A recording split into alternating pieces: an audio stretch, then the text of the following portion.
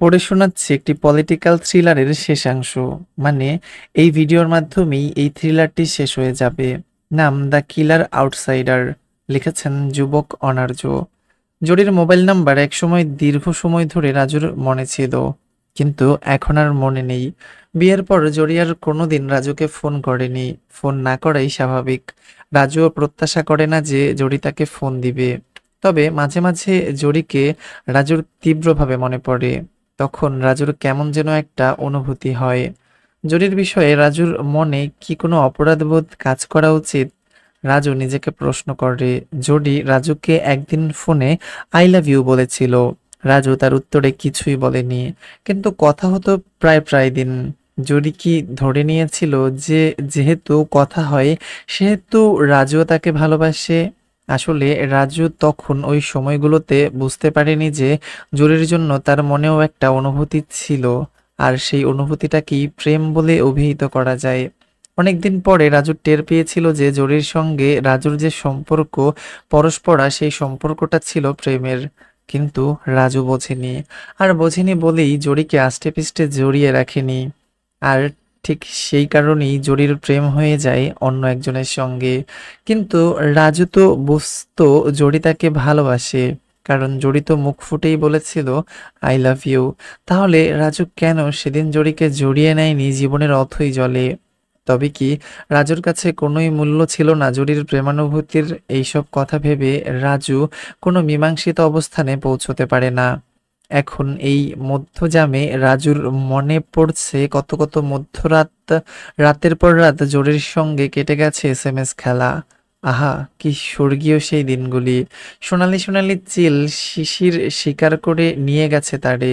অথবা এরকম তারে আর ডাকিও না কাছে। না, জরিকে কাছে ডাকার কোনো প্রসঙ্গ নেই।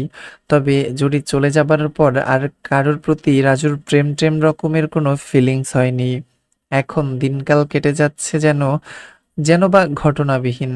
তবে এর মধ্যে একটা ঘটনা ঘটে গিয়েছিল।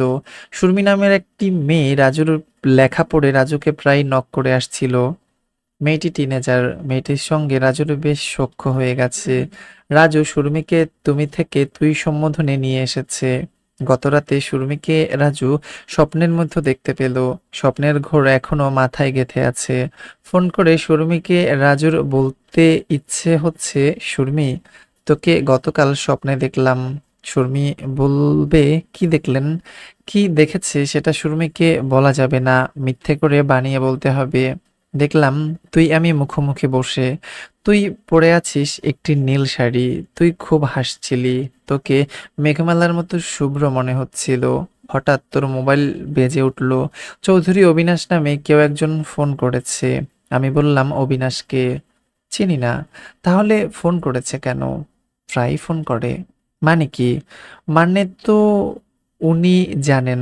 বাজে বকছিস। তুই হো হো করে হেসে উঠলি। সেই হাসির অর্থ খুঁজতে হলে একটা জীবন কেটে যাবে, তবুও খোঁজা শেষ হবে না। কিন্তু স্বপ্নে আসলে রাজু এসব কিছুই দেখেনি। রাজু দেখেছে সুরমি পরে আছে সাদা জর্জেট শাড়ি। ওর চাঁদ দুটি ওর চাঁদ দুটি ফুটে আছে গন্ধরাজের মতো। ঠিকরে বেরোচ্ছে সৌরভ। রাজু সেই চাঁদের ঘ্রাণ নিতে চাইলো, আর অনন্তকাল ধরে অপেক্ষমান রইলো সেই চাঁদের মাঝখানে হারিয়ে যেতে। কিন্তু অনন্তকাল আর শেষ হলো না। এসব কি সুরমিকে বলা যায়? ভাববে ছি, রাজু ভাইয়াটা খুব বাজে। রাজু সুরমিকে ফোন না করে মেসেঞ্জারে টেক্সট করে, খিরে ভুলে গেছিস? 2 সপ্তাহ কেটে যায়, সুরমি তবুও টেক্সট সিন করে না। 15তম দিনে রাজু সুরমিকে ফোন করে, কিন্তু ফোন রিসিভ হয় না। ঘটনা কি? রাজু অপেক্ষা করে সুরমি নিশ্চয়ই ব্যাক করবে। না, সুরমি কল ব্যাক করে না। ঘটনা কি? রাজু আবার ফোন করে, no response, no call back. রাজুর দিনগুলি সব রাত হয়ে যায়, আর রাতগুলি গভীর অন্ধকার। সুরমিকে সেই স্বপ্নের কথা আর বলা হয় না। রাতের বেলা নিজের অজান্তেই সুরমি সুরমি বলে চিৎকার করে। সুরমিকে কি রাজু ভালোবাসে? সুরমি কি ভালোবাসে রাজুকে? না, রাজু সুরমিকে ভালোবাসে না। সুরমিও রাজুকে বাসে না ভালো। তাহলে এই যে চিৎকার করে সুরমি সুরমি বলা, এর মানে তাহলে কি? এর মানে কি ভালোবাসা নয়? রাজু আসলেই জানে না এসবের মানে কি। মানে খুঁজতেও ভালো লাগছে না, কিন্তু সুরমির সঙ্গে তো যোগাযোগ হওয়া দরকার। আচ্ছা, সুরমির কি স্বপ্নের ওই চৌধুরী অবিনাশ ছোকরাটার সঙ্গে বিয়ে হয়ে গেল নাকি? হলে তো এনিহাও খবর পাওয়া যেত। এমনও তো হতে পারে বিয়ে হয়ে গেছে, খবর এখনো এসে পৌঁছেনি। খবর জ্যামে আটকে আছে। হ্যাঁ, খবর আটকেই ছিল। সুরমির বিয়ে টিয়ে হয়নি, চাকুরির ইন্টারভিউ ছিল। এই কদিন সিরিয়াসলি পড়াশোনা করেছে। সুরমি নিজে থেকেই ফোন দিল। কেমন আছেন? ভালো নেই। কেন? সেটা কি বলে বোঝাতে হবে? জি জনাব। কেন? কেন তা জানি না, তবে বলেই বোঝাতে হবে। তাহলে বোঝার কোনো দরকার নেই। রাগ করলেন? হ্যাঁ। রাগ ভাঙাতে হবে? হুম। আমি রাগটাগ ভাঙাতে পারি না। তাহলে ভাঙবে না? না ভাঙুক। তাতে তোর তাতে তো তোর কিছুই যায় আসে না, তাই না? হ্যাঁ, নিশ্চয়ই তাই। তাহলে রেখে দে। আপনি কি সত্যিই রাগ করেছেন? না, মিথ্যে মিথ্যে করেছি। আমি তো চেয়েছিলাম সত্যি সত্যিই রাগ করাতে। হেরে গেলি? মানে, এই যে যা চেয়েছিলি তা হলো না। মানুষ যা চায় তা কি সবসময় হয়? না, হয় না।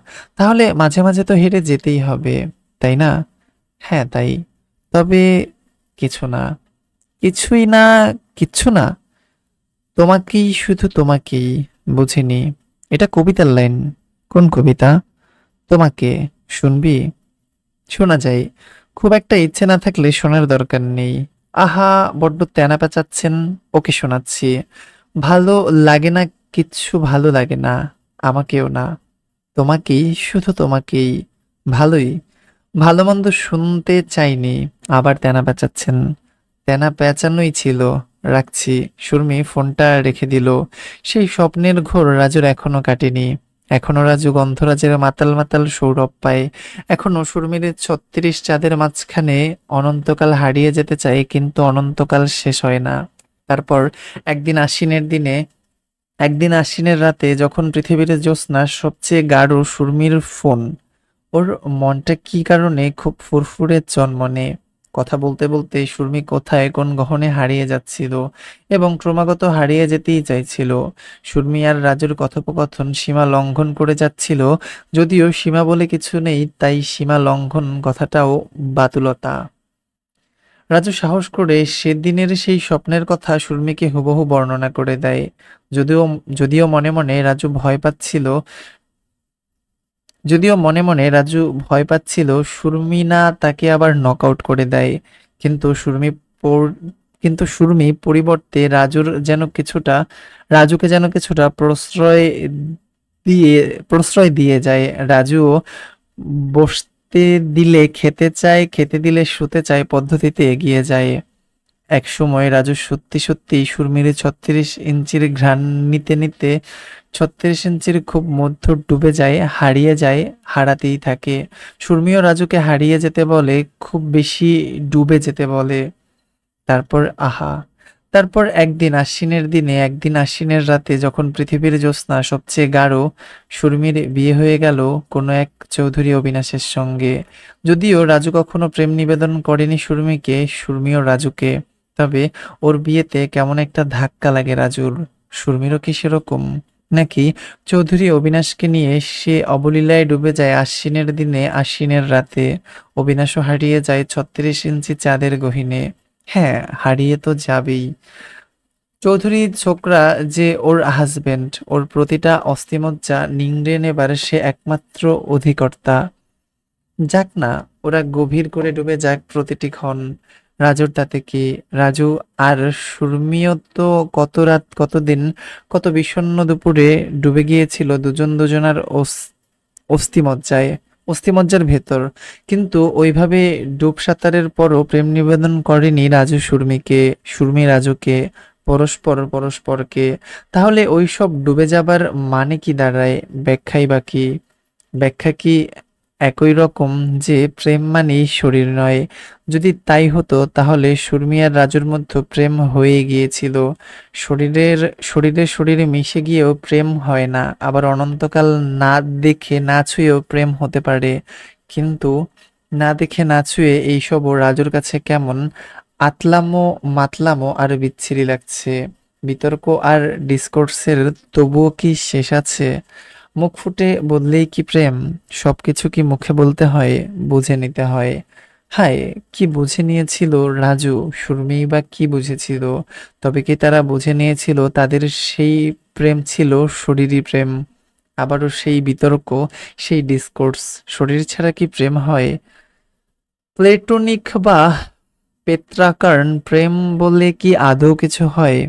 হোক চাই নাই হোক, হোক চাই না হোক, সুরমির ৩৬ ইঞ্চির গহীনে হারিয়ে যাওয়া রাজুর কাছে প্রেমের চেয়েও গভীর আর মহৎ কিছু মনে হয়েছিল। সেই মহত্বের নাম রাজুর জানা নেই, কিন্তু তা ছিল মহৎ, তা ছিল প্রেমের চেয়েও বেশি কিছু, কিংবা মহৎ কোনো প্রেম। ৩৬ ইঞ্চির মধ্যে যদি রাজু না হারিয়ে যেত, তখন সেই না হারানোকেও কি প্রেম বলা যেত? না হারিয়েই কি প্রেম হতে পারে? নিশ্চয়ই হতেই পারে, কিন্তু রাজু হারিয়ে গিয়েছিল। হারিয়ে যাওয়া কখনো প্রেমের প্রতিবন্ধকতা নয়। হারিয়ে যাওয়া মানে অপ্রেম নয়, হোক প্রেম কিংবা অপ্রেম। ৩৬ ইঞ্চির মধ্যেও হারিয়ে যাওয়া পৃথিবীর শ্রেষ্ঠতম শ্রেষ্ঠতম শিল্প। আর সেই শিল্প সৃষ্টির পিছনে যারা কুশীলব, তারাও কি শ্রেষ্ঠ শিল্পী নয়? রাজুর কাছে মনে হয় সুরমির ৩৬ ইঞ্চির চেয়ে শ্রেষ্ঠ শিল্প পৃথিবীর আর কিছু নয়, অন্য কিছুই নয়।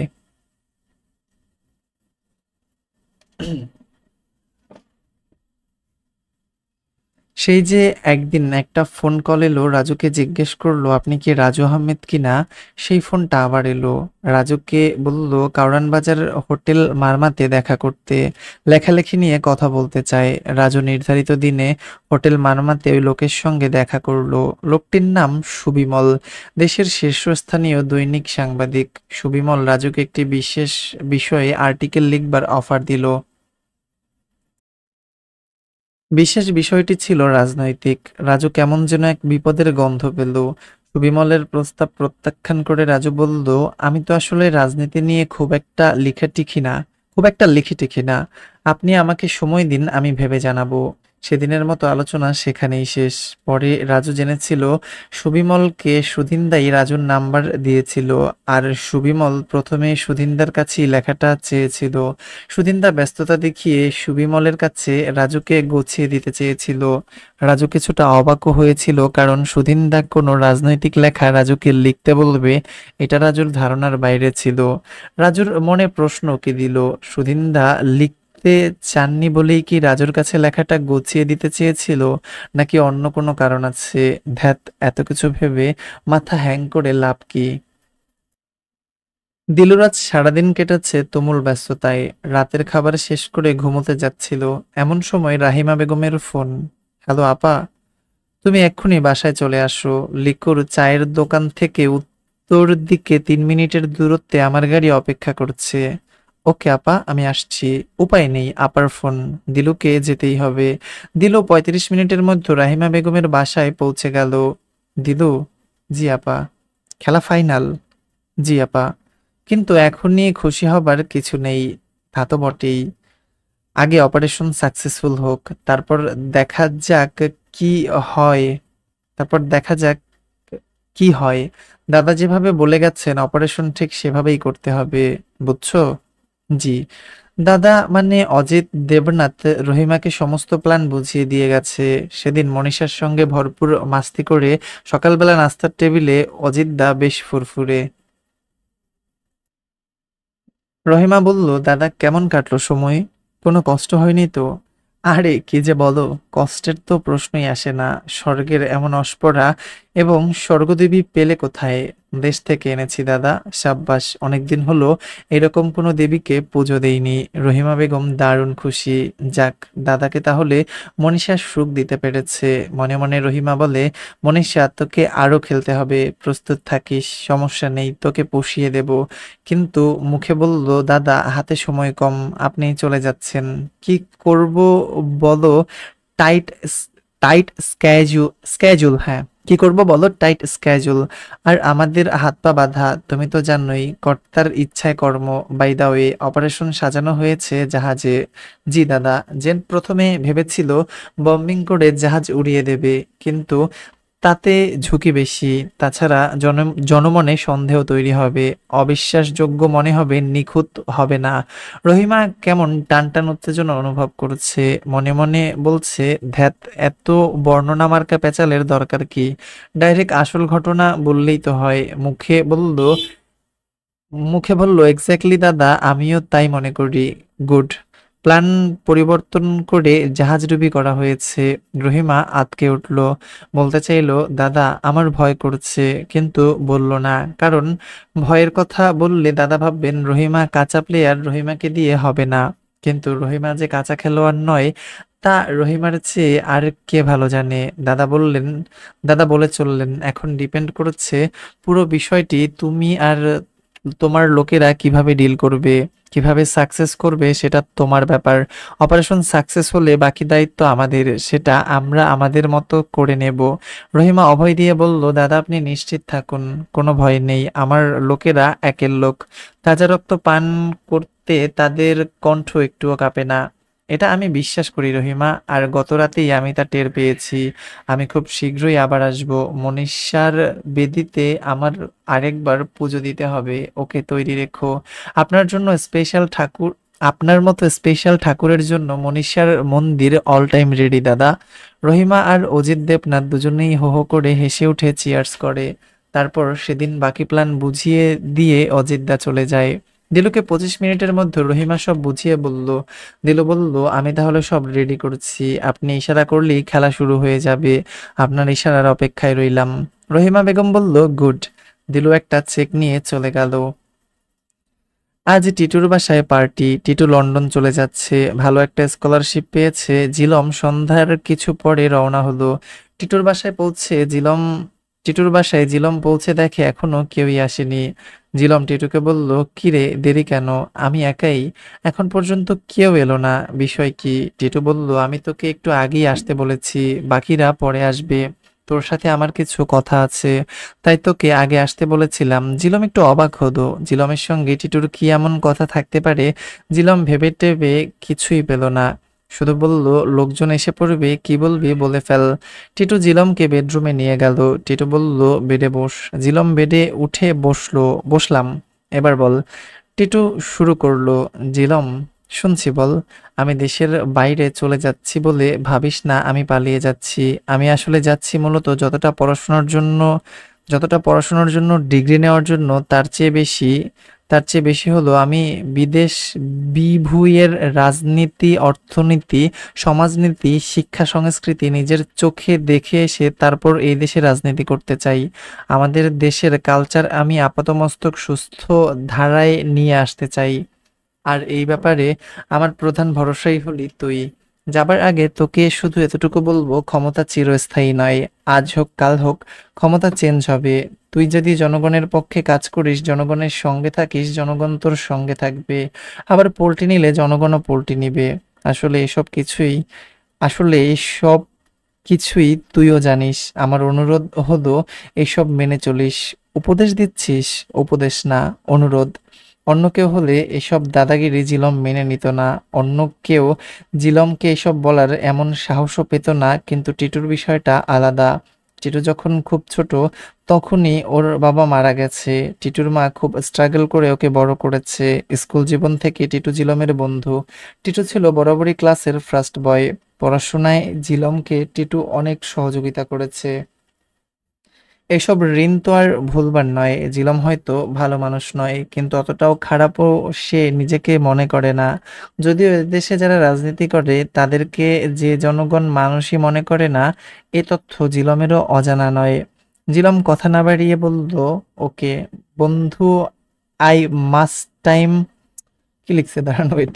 জিলাম কথা না বাড়িয়ে বলল, ওকে বন্ধু, I must try my best I must try my best, দোয়া রাখিস, বেস্ট অফ লাক।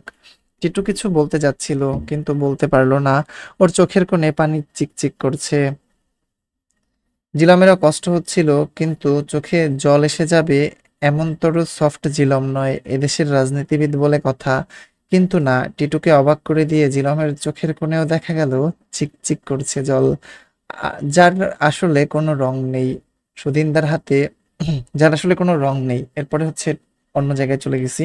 সুদিনদার হাতে বিশ্বকবিতার ইংরেজি সংকলন কন্টেম্পোরারি ওয়ার্ল্ড পোয়েট্রি। রাজুকে বইটা দিয়ে বললেন, এই পর্যন্ত পৌঁছে যাওয়া সহজ ব্যাপার নয়, অনেক কাঠ কয়লা পোড়াতে হয়েছে। সংকলনের উপরে লেখা, ট্রান্সলেট বাই রাজু আহমেদ। রাজু খুশি হলো, তবে সেই খুশির মাত্রা খুবই সামান্য। আসলে মৌলিক কাজ না করে এসব সংকলন টংকলন করে লাভ কি? রাজুর কাছে মনে হচ্ছে এসবের পেছনে দাদার নিশ্চয়ই কোনো উদ্দেশ্য আছে, কিন্তু কি সেই উদ্দেশ্য? রাজু বিভিন্ন সময় লক্ষ্য করেছে, দাদা হাংরি জেনারেশনের কথা বললে দাদা রেগে যান, এড়িয়ে যান। এন্টি এস্টালিশমেন্ট দাদা কি ভয় পান? রাজু ফানগুলি রায় রাজু ফানগুনি রায়ের কথা বলাতে দাদা, হ্যাঁ, ফানগুনি তো প্রতিষ্ঠা পেয়েছে, শুধু এতটুকু বলেই এড়িয়ে গেছেন। আর শৈলেশ্বর ঘোষের কথা জানতে চাইলে বলেছেন, শৈলেশ্বরের গদ্য ভালো। এটাও কি এক ধরনের এড়িয়ে যাওয়া নয়? দাদার কাছ থেকে কন্টেম্পোরারি ওয়ার্ল্ড পোয়েট্রি জাস্ট এক কপি নিয়ে রাজু সেদিন বাসায় চলে এসেছিল। বইটি বেরিয়েছিল সহযাত্রী প্রকাশনা থেকে।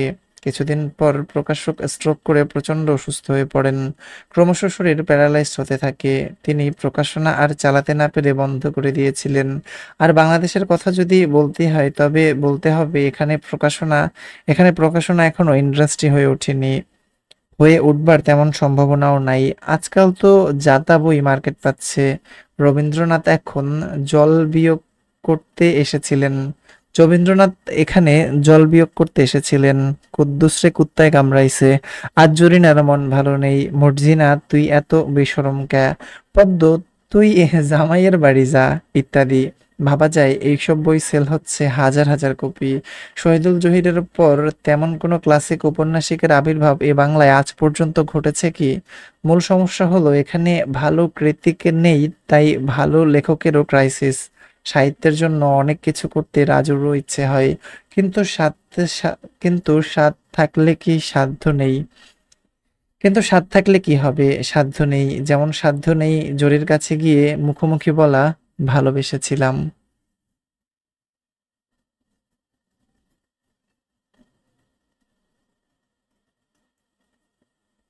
সপ্তাহখানেক আগে থেকেই ঘোষণা দেওয়া হলো, এবার দলের প্রতিষ্ঠাবার্ষিকী উদযাপিত হবে নৌভ্রমণে। নির্ধারিত দিনের জন্য একটি জাহাজ ভাড়া করা হলো। জাহাজের নাম এমভি কাওয়ারচর। দিলুর সঙ্গে রহিমার কথা ফাইনাল হবার পর সবকিছু গোছাতে অনেক ঝক্কি পোহাতে হয়েছে। এটা এতটাই সিক্রেট অপারেশন যে দিলু আর দিলুর একান্ত বিশ্বস্ত কয়েকজন ছাড়া আর কেউ কিছুই জানে না। যারা দিলুর বিশ্বস্ত তারা রাজনীতির কেউ নয়, তারা হলো দিলুর নিজস্ব গ্যাং। এদের প্রত্যেকেই মার্ডারে এদের প্রত্যেকেই মার্ডারে সিদ্ধহস্ত। মার্ডার করে পান্তা ভাত খেয়ে দিব্যি নাক ডেকে ঘুম যেতে পারে। মার্ডার এদের কাছে হাতের ময়লা। তবে এদের ঈমান সাচ্চা, কথা দিয়ে কথা রাখে। বিশ্বাস ভঙ্গ করা এদের সংবিধানের বহির্ভূত। মূল অপারেশনই এরা চালাবে, লিড দিবে দিলু। অবশেষে প্রতীক্ষার পর এলো সেই মাহেন্দ্রক্ষণ। 40টি মোটরবাইক, 2টি হাইস আর একটি পাজেরো এসে পৌঁছেছে জাহাজ ঘাটায়। জাহাজ ঘাটে ভিড়তে আরো কিছুটা সময় লাগবে। জাহাজ আসার আগে যে যার মতো সময় কাটাচ্ছিল। রহিমা বেগম বেশ নার্ভাস, কিন্তু সে তার নার্ভাসনেস আপ্রাণ ঢেকে রাখার চেষ্টা করছে। দিলু একটু দূরে দূরে আছে, দিলুর সেই গ্যাং আছে আর একটু দূরে। ওরা জাহাজে উঠবে সবার শেষে, দিলু উঠবে প্রথম দিকেই। ঘাট থেকে 100 গজ দূরের একটি টং দোকান, দোকানের পেছনে বিস্তৃত বালুর মাঠ। টং থেকে চা আর সিগারেট নিয়ে গ্যাং চলে এসেছে বালুর মাঠে। আশেপাশে কোনো মানুষজন নেই। দূরে কিছু শ্রমিক কাজ করছে, শ্রমিকদের পেছনে কলকারখানা।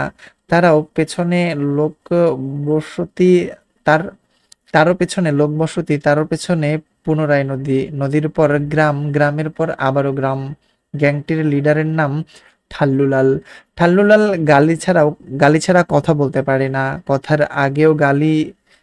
কথার আগেই গালি দিয়ে নিতে হয়, নাইলে সে কথা বলতে পারে না। ওই খনকির পোলারা, মাদারচোদের বাচ্চারা, কোরিয়ান মাদারচোদ আইজকা কিন্তু খাড়া কোপাইতে হইব। আজ বস্তুত কোপাকুপির কোনো মিশন নেই। ঠাল্লুর রীতি বা প্রথা হলো সে যা বলবে, বাস্তব কিংবা অবাস্তব, অন্যদেরকেও সেটাই সাপোর্ট করে সেই মোতাবেক কথা বলতে হবে। তাই সরখেল বলল, ওর মায়েরে বাপ খানকির পোলাগো, কাঁচা খায়া ফেলাইতে হইব।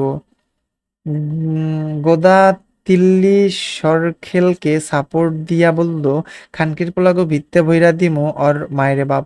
কোপা শামসু বলল, মাদার চোদ গো, 14 গোষ্ঠী খগেন করে দেব, শালা মাদার চোদ। ওরা জানে এইসব গালাগালির কোনো অর্থ নেই, তবুও ঠাল্লুর নির্দেশ পালন না করে উপায় নেই। এভাবে অশ্লীল গালাগালি করে কথা বলবার যে স্টাইল, এর অবশ্য একটা নামও আছে, তরিকা এ ঠাল্লু বাবা।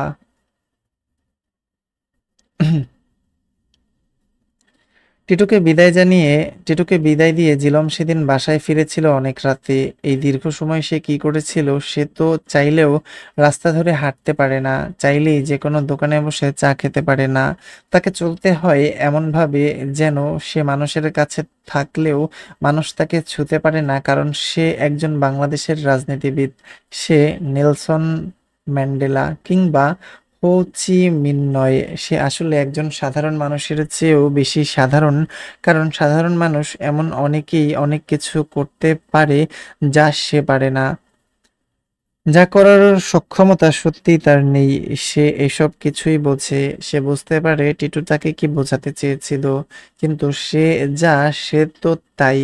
সে কি চাইলেই পারবে নিজেকে পরিবর্তন করতে, কিংবা কি আদৌ নিজেকে পরিবর্তন করতে চায়? জিলম গাড়িতে বসে এসব ভাবছিল। জন কিটসের একটি লাইন তার মনে পড়ে, adieu the fancy cannot cheat so well as she is found to do, deceiving elf. তবে কিটসের বাস্তবতা আর জিলামের বাস্তবতা এক নয়। তবুও এই বাক্যটাই জিলামের মনে পড়ল। কেন যে? জিলাম ড্রাইভারকে বলল 36 র্যাঙ্কিং স্ট্রিটে যেতে। 36 র্যাঙ্কিং স্ট্রিটের একটা বাড়ির সামনে গাড়িটা কিছুক্ষণ দাঁড়ালো। এ বাড়িটা তখন 7 তলা দালান ছিল না। পারুলরা যখন থাকতো তখন এটা ছিল একটি একতলা বাড়ি। স্কুল জীবনে জিলম পারুলের মতো একটা সাধারণ ঘরের মেয়েকে ভালোবাসি বলার সাহস পায়নি। পারুলও কি তাকে ভালোবাসতো? জানা হয়নি জিলমের, জানা হবেও না কোনোদিন। কলেজে ফাইনাল শেষ হবার পর জিলম জেনেছিল যে রেনু মেয়েটা তাকে পছন্দ করত। রেনু ছিল ডাকসাইটে সুন্দরী। আহা, রেনু কেন যে তাকে অ্যাপ্রোচ করলো না, এ নিয়ে আজও আফসোস রয়ে গেছে জিলমের। ইউনিভার্সিটিতে সে জড়িয়ে গেল রাজনীতিতে। জিলম কোনোদিন ভাবেনি যে রাজনীতিতে আসবে সে, কিন্তু কিভাবে কিভাবে যেন আশা হয়েই গেল। ইউনিভার্সিটিতে বন্ধু বান্ধবের তো অভাব ছিল না, আর কত শত মেয়ে জড়ো হয়ে থাকতো আশেপাশে, যেন চাইলেই আকাশ ছোঁয়া যায়। কিন্তু আকাশ যদি নিজেই জিলমকে ছোঁয়ার জন্য মরিয়া হয়ে থাকে, তখন সেই আকাশের মূল্য হয়তো কমে যায়। নিজেকে মস্ত একটা মহাকাশ মনে হতে থাকে। গাড়িটা যখন 36 র্যাঙ্কটিন স্ট্রিট থেকে বেরিয়ে কলাতলার দিকে যাচ্ছিল, ঠিক তখনই ব্যাকভিউ মিররে তাকিয়ে জিলমের মনে হলো তাকে ফলো করছে কেউ। মনের ভুল নাকি আসলেই ফলো করছে। জিলম রেনুদের বাসার দিকে যেতে চাইছিল, কিন্তু ড্রাইভারকে গাড়ি ঘুরিয়ে বাসার দিকে যেতে বলল। বাসার ঠিক 50 গজ কাছাকাছি বাসার ঠিক 50 গজ কাছাকাছি আসবার পর সন্দেহজনক গাড়িটি হঠাৎ করে মোড় নিয়ে উধাও হয়ে গেল। এরকম যে শুধু আজকেই হলো তা নয়, এর আগেও একাধিকবার এমন হয়েছে। জিলম ভাবছে প্রতিবারই কি মনের ভুল বা সন্দেহ হতে পারে। বাসার কাছে এসে জিলম গাড়ি থেকে নেমে ড্রাইভারকে বাসার ভিতরে ঢুকে যেতে বলে। রাস্তায় দাঁড়িয়ে একটা সিগারেট ধরালো। দূরে কোথাও একটা রাতচরা পাখির অস্পষ্ট আওয়াজ। হঠাৎ কাঁধে কারোর হাতের স্পর্শে জিলম আঁতকে ওঠে। কিরে, ভয় পেয়েছিস? আরে মা, তুমি এত রাতে বেরিয়েছো কেন? তুই রাস্তায় কেন? বাসায় ঢুকবি না? ঢুকবো মা, তুমি বাসায় যাও, আমি একটু পরেই চলে আসবো। আশা বেগম কথা না বাড়িয়ে বাড়িতে চলে গেলেন। আশা বেগম চলে যাবার পরই দক্ষিণ দিক থেকে একটি গাড়ি ডান দিকের গলিতে ঢুকে গেল। জিলম নিশ্চিতভাবে বুঝতে পারলো কিছুক্ষণ আগে উধাও হওয়া গাড়িটাই ডান দিকে আবারও উধাও হলো, অথবা গা ঢাকা দিল। না, এটা সন্দেহ হতে পারে না। আজ সে নিশ্চিত যে তাকে কেউ না কেউ বরাবরই নজরে রাখছে। ২-১ সময় সে টের পেলেও অধিকাংশ সময়ই টের পায়নি। জিলম মনে মনে ভাবল, নাহ, ডাইনিটা খেলতে চাইছে। ঠিক আছে, খেলা হবে, খেলা হবেই। জিলম ড্রাইভারকে হাঁক দিয়ে বলল, ভোলা, গাড়ি বের কর।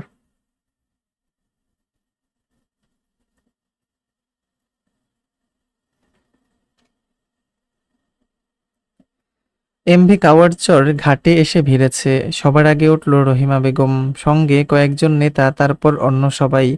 সবশেষে উঠল ঠাল্লু অ্যান্ড গং। জাহাজে চলতে শুরু করেছে। যাত্রীরা ছড়িয়ে ছিটিয়ে আছে একতলায় দোতলার ছাদে ডেকে। মৃদু আওয়াজে সাউন্ড বক্সে গান বেজে চলছে। বক্তৃতা টক্তৃতার কোনো পর্ব নেই, এ যেন এক অভিনব আয়োজন। লাঞ্চের সময় দেয়া হয়েছে মধ্য দুপুরে। রাহিমা বেগম ঠোঁট ফুলিয়ে রেখেছে কৃত্রিম হাসির ছটা। নিজের নার্ভাসনেস ঢাকবার আপ্রাণ চেষ্টা চলছে।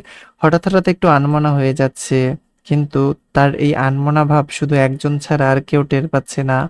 সেই একজন হলো দিলু। ঠাল্লু আর তার লোকজন এক জায়গায় একসঙ্গে নেই, তারাও আছে ছড়িয়ে ছিটিয়ে।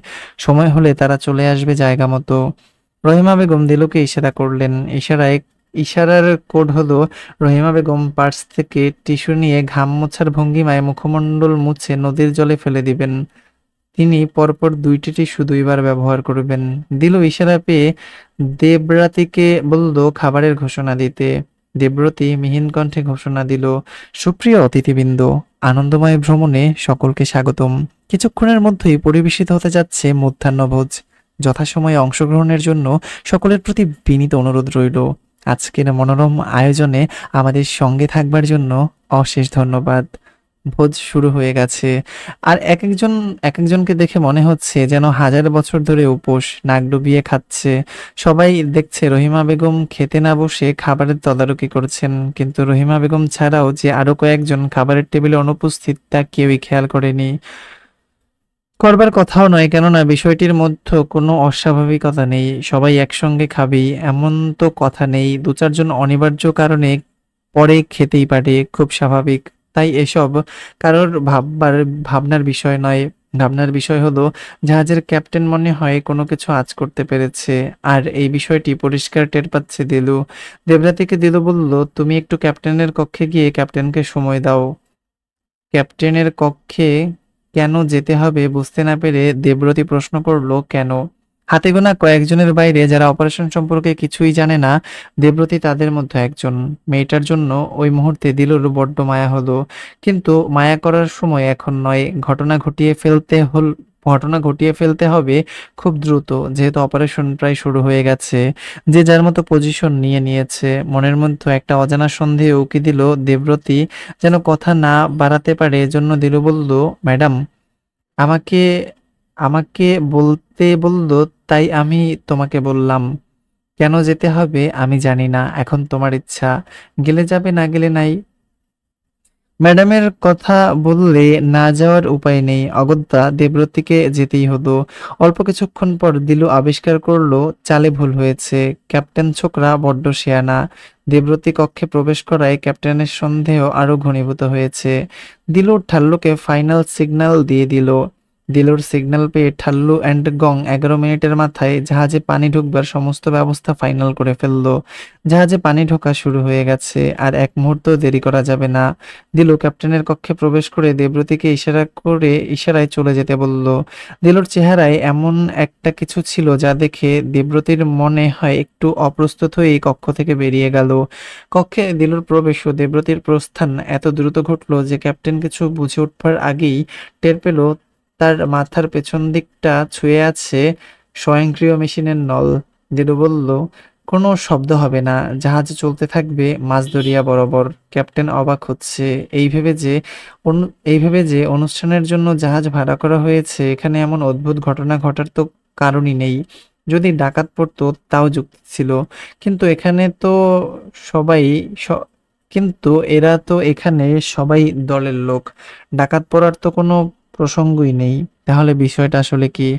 জাহাজেই বা পানি ঢুকলো কিভাবে? কিছুক্ষণ পর যাত্রীরা টের পেয়ে যাবে। জাহাজ দ্রুত তীরে না ভিড়ালে এবং যাত্রীরা যদি স্পিড বোর্ড, লাইফ জ্যাকেট বা টায়ারের সাহায্য নিয়ে জাহাজ থেকে সরে যেতে না পারে, তাহলে তো সবাই ডুবে মরবে। কি সর্বনাশ! সবাইকে ডুবিয়ে মেরে লাভটাই বা কি, কিংবা কার বা কাদের লাভ? ক্যাপ্টেনের মাথা কাজ করছে না, বরং সে একই সঙ্গে প্রচণ্ড বিস্মিত ও আতঙ্কিত। সে কিছু বলতে চাইল, কিন্তু তার মুখ দিয়ে কোনো কথা বেরোচ্ছে না, যেন তার মুখ জিহ্বা প্যারালাইজড হয়ে গেছে।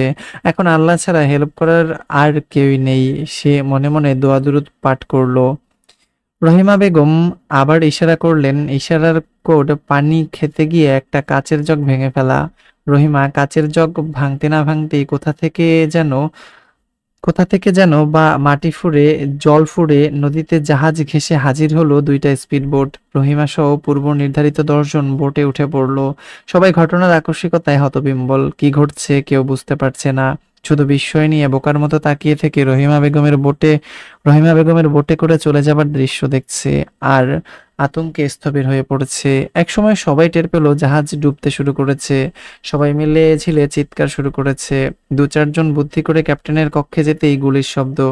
মানুষগুলি দরজার কাছে লুটিয়ে পড়ল। স্পিডবোটে রহিমা বেগমের মোবাইলে দিলুর ফোন থেকে কল এসেছে, ক্রমাগত বেজেই চলছে, কিন্তু রহিমা রিসিভ করছে না।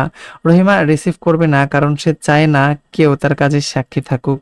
বোটে অন্য যারা আছে তারা বোটে অন্য যারা আছে তাদের ঘোর এখনো কাটেনি। যদিও তারা জানতো দৈবাৎ কোনো সমস্যা হলে স্পিডবোট রেডি করা আছে। তারা যেন বোট আসলে সঙ্গে সঙ্গে বোটে উঠে পড়েন, কিন্তু বোট যে মাত্র 2টা আসবে আর পুরো জাহাজ যে তলিয়ে যাবে এ সম্পর্কে তাদের কোনো ধারণাই ছিল না। তারা নিজেরাও কনফিউজড যে তারা কি জলে ভেসে আছে, নাকি ব্যাপারটা এরকম যে তারাও জলে তলিয়ে গেছেন, কিন্তু তারা বুঝতে পারছেন না। তাদের মনের অবস্থা বুঝতে পেরে রহিমা মজা পাচ্ছেন আর মনে মনে মিটিমিটি হাসছেন। রহিমার সেই রহস্যময় হাসির শব্দ কেউ শুনতে পেল না। ঠাল্লু অ্যান্ড গং এর সবাই হাতে স্বয়ংক্রিয় অস্ত্র নিয়ে দাঁড়িয়ে আছে ক্যাপ্টেনের কক্ষের কাছে।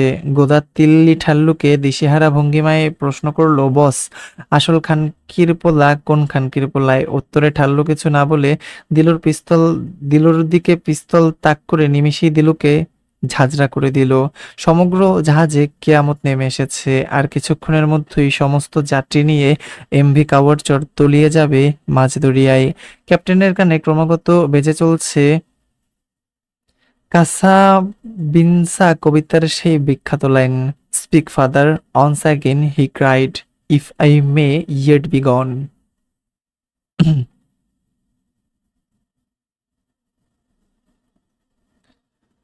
বিদেশের মাটিতে টিটুর সময় কাটে কঠিন ব্যস্ততায়। দেশ ছেড়ে আসবার কোনো ইচ্ছে তার কখনোই ছিল না, কিন্তু সে বিদেশে এসেছে দেশের জন্যই। হতভাগা দেশটার জন্য সে কিছু করতে চায়। দেশকে আমূল বদলে ফেলতে চায় সে। অনেক স্বপ্ন, অনেক ভালোবাসা দেশের প্রতি তার, কিন্তু তার রাজনৈতিক জীবন জুড়ে আছে খুব জটিল রসায়ন। জিলমের সাথে এখন এবং বহুদিন ধরেই সম্পর্ক ভালো, কিন্তু কখনো এমন সময়ও তো আসতে পারে যে জিলমের সাথে রাজনৈতিক মতাদর্শের তুমুল দ্বন্দ্ব তৈরি হলো, আর টিটুকে জিলম ও তার দল থেকে সরে আসতে হলো দেশের স্বার্থেই। হতেও পারে। রাজনীতিতে শেষ কথা বলে কিছু নেই। রাজনীতিবিদরা হলো এমন, যে স্বার্থের কারণে সকালে যাকে ঘৃণা করে বিকালে তাকেই চুমু খায়, শুধু স্বার্থের কারণেই। এদের আসলে বুকপিট বলে কিছু নেই, কিন্তু এমনতর রাজনীতি টিটুর সাথে যায় না। রাজনীতির নামে দেশে যা চলছে তা দিয়ে একটা দেশ কখনোই বেশি দূর যেতে পারবে না। তবে এখনো চাইলে দেশটাকে সোনার দেশ বানানো সম্ভব। শুধু কয়েকটা দিকে বিশেষভাবে জোর দিলে টিটু বিশ্বাস করে তার রাজনৈতিক জ্ঞান ম্যাচিউরড নয়। তাকে জানতে হবে, বুঝতে হবে, দেখতে হবে আরো অনেক। দেখে দেখে জেনে বুঝে শিখতে হবে, শিখে শিখে আগাতে হবে। টিটু রাজনীতির কোনো প্রধান পুরুষ নয়। টিটু বস্তুত রাজনীতির মাঠে তেমন কিছুই নয়, বড়জোর জিলমের একজন কাছের বন্ধু মাত্র। প্রধান পুরুষ বা প্রধানদের হলো একজন জিলম। যে ভাবনাগুলো টিটু ভাবে সেগুলো আসলে জিলমের বেশি ভাবা উচিত, এবং জিলমের জন্য লায়াবল। কিন্তু জিলম কি এসব বুঝে, নাকি বুঝেও বুঝতে পারে না? জিলমের রাজনৈতিক দর্শন এখনো অপরিপক্ক। টিটু জিলমকে আকার ইঙ্গিতে বিভিন্ন সময়ে বোঝাতে চেষ্টা করেছে রাজনীতির মাঠে কোন কোন বন্ধুকে এড়িয়ে যাওয়া উচিত এবং কোন কোন বন্ধু ও নেতাকে প্রায়োরিটি দেওয়া জরুরি। কিন্তু টিটু লক্ষ্য করেছে ওর এসব কথা জিলমের খুব একটা পছন্দ হয়নি কখনো। পাছে জিলম অনাধিকার চর্চা ভেবে বসে কিনা, তাই টিটু ওসব কথা বলা বাদ দিয়েছিল। শুধু আসার আগে বাল্যবন্ধু ও জিলমের শুভাকাঙ্ক্ষী হিসেবে কিছু কথা বলে এসেছিল। এসব সে বলেছিল বন্ধুর প্রতি দায়বদ্ধতা থেকেই, এর বেশি কিছু নয়। কারণ টিটু জানে ওসব কথা জিলম কখনো পাত্তা দেয়নি আর দিবেও না। তবুও ভালোবাসার দায়বদ্ধতা টিটু এড়িয়ে যেতে পারেনি। টিটুর মাঝে মাঝে মনে হয় যারা রাজনীতি করতে চায় প্রত্যেককেই ভিয়েতনামে ভিয়েতনামে পাঠিয়ে হো চি মিনের ডেড বডি দেখিয়ে নিয়ে আসা উচিত। একটা মানুষ যখন দেশপ্রেমিক হয়, দেশের জন্য মানুষের জন্য কাজ করে, চিরদিন জনগণই তাকে চিরদিন এমনকি মৃত্যুর পরেও আগলে রাখতে চায়, ছেড়ে যেতে কিংবা ছেড়ে দিতে চায় না কিছুতেই। ক্ষমতায় থাকার জন্য সবচেয়ে উৎকৃষ্ট আর সহজ উপায় হলো দেশকে ভালোবাসা, দেশের মানুষের পাশে থাকা। আর এই বিষয়টি ডেভেলপ করতে চায় টিটু। টিটুর স্বপ্ন দেখ টিটু স্বপ্ন দেখে উন্নত বিশ্বের মতো বাংলাদেশের রাজনীতিকরা স্বচ্ছতা ও সততা নিয়ে কাজ করবে, দেশের জন্য মানুষের জন্য। এর জন্য নিশ্চয়ই প্রয়োজন ব্যাপক প্রস্তুতি। এই প্রস্তুতির অংশ হিসেবে টিটু পাড়ি জমিয়েছিল বিদেশের মাটিতে। দেশে থাকতেই টিটু একটা পরিবর্তনের গন্ধ পাচ্ছিল। গন্ধটা হলো ক্ষমতার হাত বদলের, এবং শেষ পর্যন্ত সেটাই হয়েছে। দলের প্রতিষ্ঠাবার্ষিকী উদযাপন করতে গিয়ে একটি জাহাজে দুর্ঘটনায় রহিমা বেগমের দলের মাত্র কয়েকজন নেতা ছাড়া জাহাজসহ প্রায় 60 থেকে 65 জন ডুবে মরে যায়। জাতীয় এবং আন্তর্জাতিক ময়দানে বিষয়টি এভাবে ছড়িয়ে যায় যে ওটা ছিল ক্ষমতাসীন দলের ষড়যন্ত্র। ক্ষমতাসীন দল নাকি চেয়েছিল বিরোধী দলকে একেবারে নিশ্চিহ্ন করে দিতে। এ নিয়ে আন্তর্জাতিক মহলে প্রচণ্ড তোলপাড় শুরু হয়। রহিমা বেগমের দল সরকার পতনের আন্দোলনের ডাক দেয়। দেশি ও বিদেশি প্রচণ্ড চাপের মুখে ক্ষমতাসীন দলকে নির্ধারিত সময়ের পূর্বেই নির্বাচন দিতে হয়। ক্ষমতাসীন দলের ভরাডুবি হয় এবং রহিমা বেগমের দল সরকার গঠন করে। রহিমা বেগম বসে আছেন 22 তলা বিল্ডিং এর আন্ডারগ্রাউন্ডে। রহিমা মহামান্য অধীশ্বরের সঙ্গে দেখা করতে চান। মহামান্যই তাকে ডেকে পাঠিয়েছেন। কিন্তু মিস্টার মাদারবোর্ড বলল স্যারের সাথে দেখা করবার কোনো নিয়ম নেই। স্বয়ং মাদারবোর্ডও নাকি স্যারকে কখনো দেখেননি। রহিমা একটু বিব্রত বোধ করলেন। সরাসরি দেখা করা ও কথা বলার সিস্টেম না থাকলে তো ভায়া হয়ে কাজ করতে হবে। রহিমা ভায়া হয়ে কাজ করার বিষয়টিতেই বিব্রত বোধ করছেন। মাদারবোর্ড বিষয়টি বুঝতে পেরে বলল, আপনি এ যাবৎ কিন্তু আপনি ভায়া হয়েই কাজ করেছেন এবং সফল হয়েছেন, তাই না? রহিমা শুকনো মুখে সায় দিল, জি। রহিমার মনে একটা প্রশ্ন উকি দিচ্ছে। স্যারের সাথে সরাসরি স্যারের সাথে সরাসরি দেখা ও কথা বলার নিয়ম নেই, তাহলে এখানকার লোকজন কাজ করেন কোন পদ্ধতিতে? রহিমা একটু সাহস সঞ্চয় করে মাদারবোর্ডকে প্রশ্নটা করেই ফেললো। মাদারবোর্ড কিছুক্ষণ তাকিয়ে থাকলো রহিমা বেগমের দিকে। রহিমা বেগম পুনরায় বিব্রত বোধ করলেন। এক গ্লাস পানি খেলেন। রহিমা লক্ষ্য করলেন মাদারবোর্ড লোকটার চোখ দারুণ তীক্ষ্ণ। চোখের মণির তুলনায় সাদা অংশ বড় বা বেশি জায়গা জুড়ে। রহিমা বেগম মাদারবোর্ডের সেই তীক্ষ্ণ চোখের দিকে সংকোচ নিয়ে তাকিয়ে উত্তরের অপেক্ষা করছেন। মাদারবোর্ড একটা সুইচ প্রেস করলেন। একটা মেয়ে এসে দাঁড়ালো। মেয়েটা বিশেষ রকমের ইউনিফর্ম পরা। ইউনিফর্ম মেয়েটার স্মার্টনেস যেন বাড়িয়ে দিয়েছে। মাদারবোর্ড বলল, একটা ফর্ম দাও। মেয়েটা চলে গিয়ে একটা ফর্ম নিয়ে আবার কক্ষে প্রবেশ করলো। রহিমা বেগমের সামনে ফর্ম আর কলম রাখলো। রহিমা বেগম দেখলেন ফর্মের উপরে যা বলা হচ্ছে তা হলো একটা সাদা কাগজ। উপরের ডান দিকে একটা সংখ্যা G911332। আর কোথাও কিছু মুদ্রিত নেই। জিজ্ঞাসু দৃষ্টিতে রহিমা বেগম মাদারবোর্ডের দিকে তাকালো। মাদারবোর্ড বলল, আপনি এই ফর্মে আমি মহামান্য স্যারের ছায়া সম্পর্কে বিনীতভাবে জানতে চাই লিখে দিন।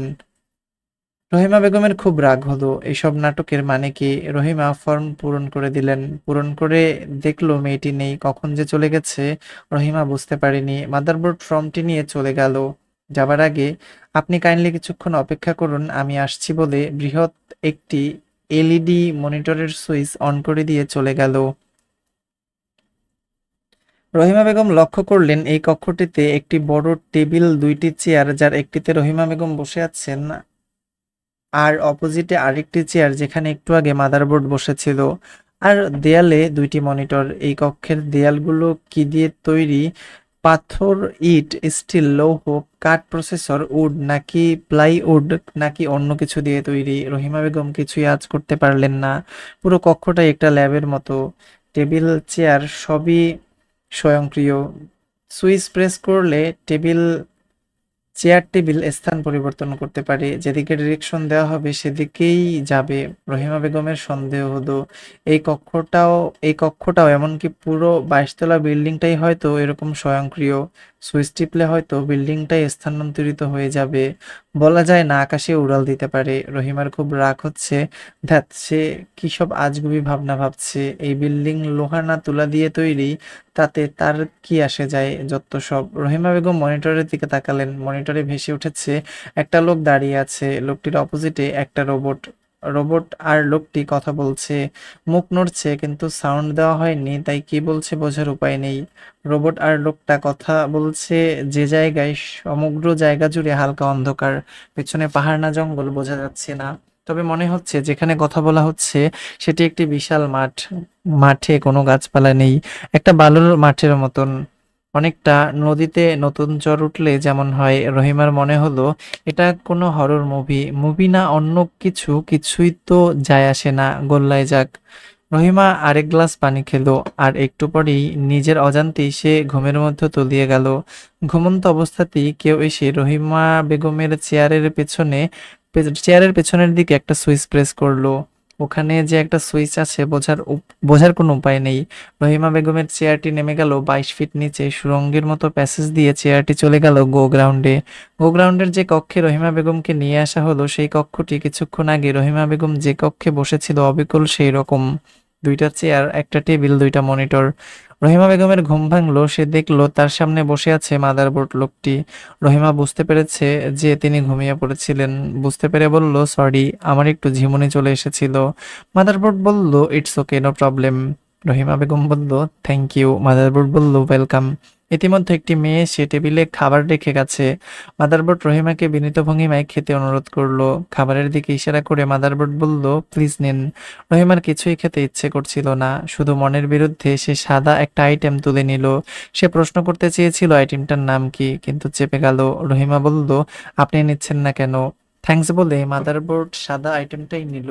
নেয়ার উদ্দেশ্য হলো রহিমা বেগমের জন্য নেওয়ার উদ্দেশ্য হলো রহিমা বেগম যেন কোনো সন্দেহ না করে। রহিমা বেগম হয়তো ভাবতে পারেন তাকে যে আইটেমগুলি খেতে দেওয়া হয়েছে সেগুলোতে যদি কোনো ভেজাল থাকে, কিন্তু রহিমা বেগম আসলে খাবার নিয়ে সন্দেহ টন্দেহ কিছুই করেনি।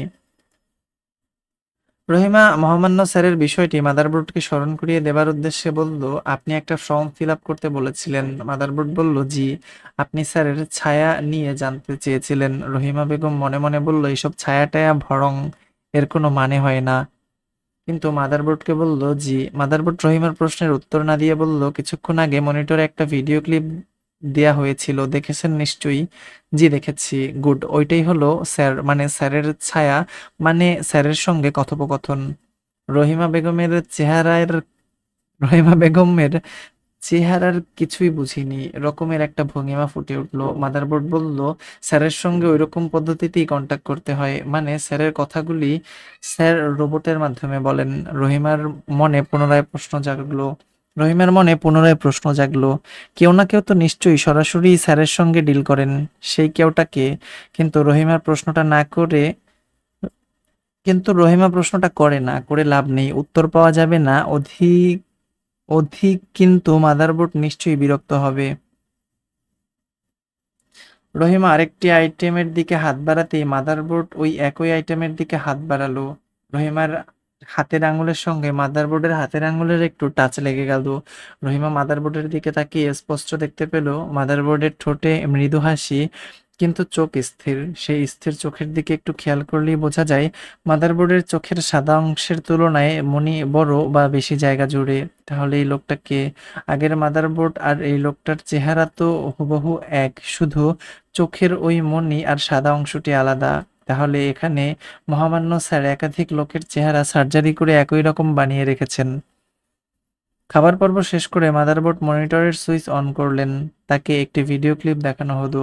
ক্লিপের মধ্যে যা বোঝানো হয়েছে তা বুঝতে রহিমার মোটেই সামান্য হলো না। ক্লিপে রহিমার সঙ্গে স্যারের ডিড আর পরবর্তী সময়কে কিভাবে সাজাবে ডিড আর পরবর্তী সময়কে কিভাবে সাজাবে সেই বিষয়ে প্রচ্ছন্ন ইঙ্গিত আছে। মাদারবোর্ড বেল বাজালো, একটি মেয়ে এসে দাঁড়ালো। এই মেয়েটি অন্য একটি মেয়ে, এর কোনো ইউনিফর্ম নেই। মেয়েটি কি রহিমা বেগমকে নিয়ে যেতে এসেছে? মেয়েটি কক্ষে প্রবেশ করার পর মাদারবোর্ড চলে গেল। যাওয়ার আগে রহিমার সঙ্গে হ্যান্ডশেকের জন্য হাত বাড়ালো। রহিমা হ্যান্ডশেক করার সময় মাদারবোর্ডের চোখের দিকে তাকিয়ে পুনরায় নিশ্চিত হলো এই লোক সেই লোক নয়। মাদারবোর্ড কক্ষ থেকে অদৃশ্য হবার পরপরই রহিমার মনে হলো তার শ্বাসকষ্ট হচ্ছে।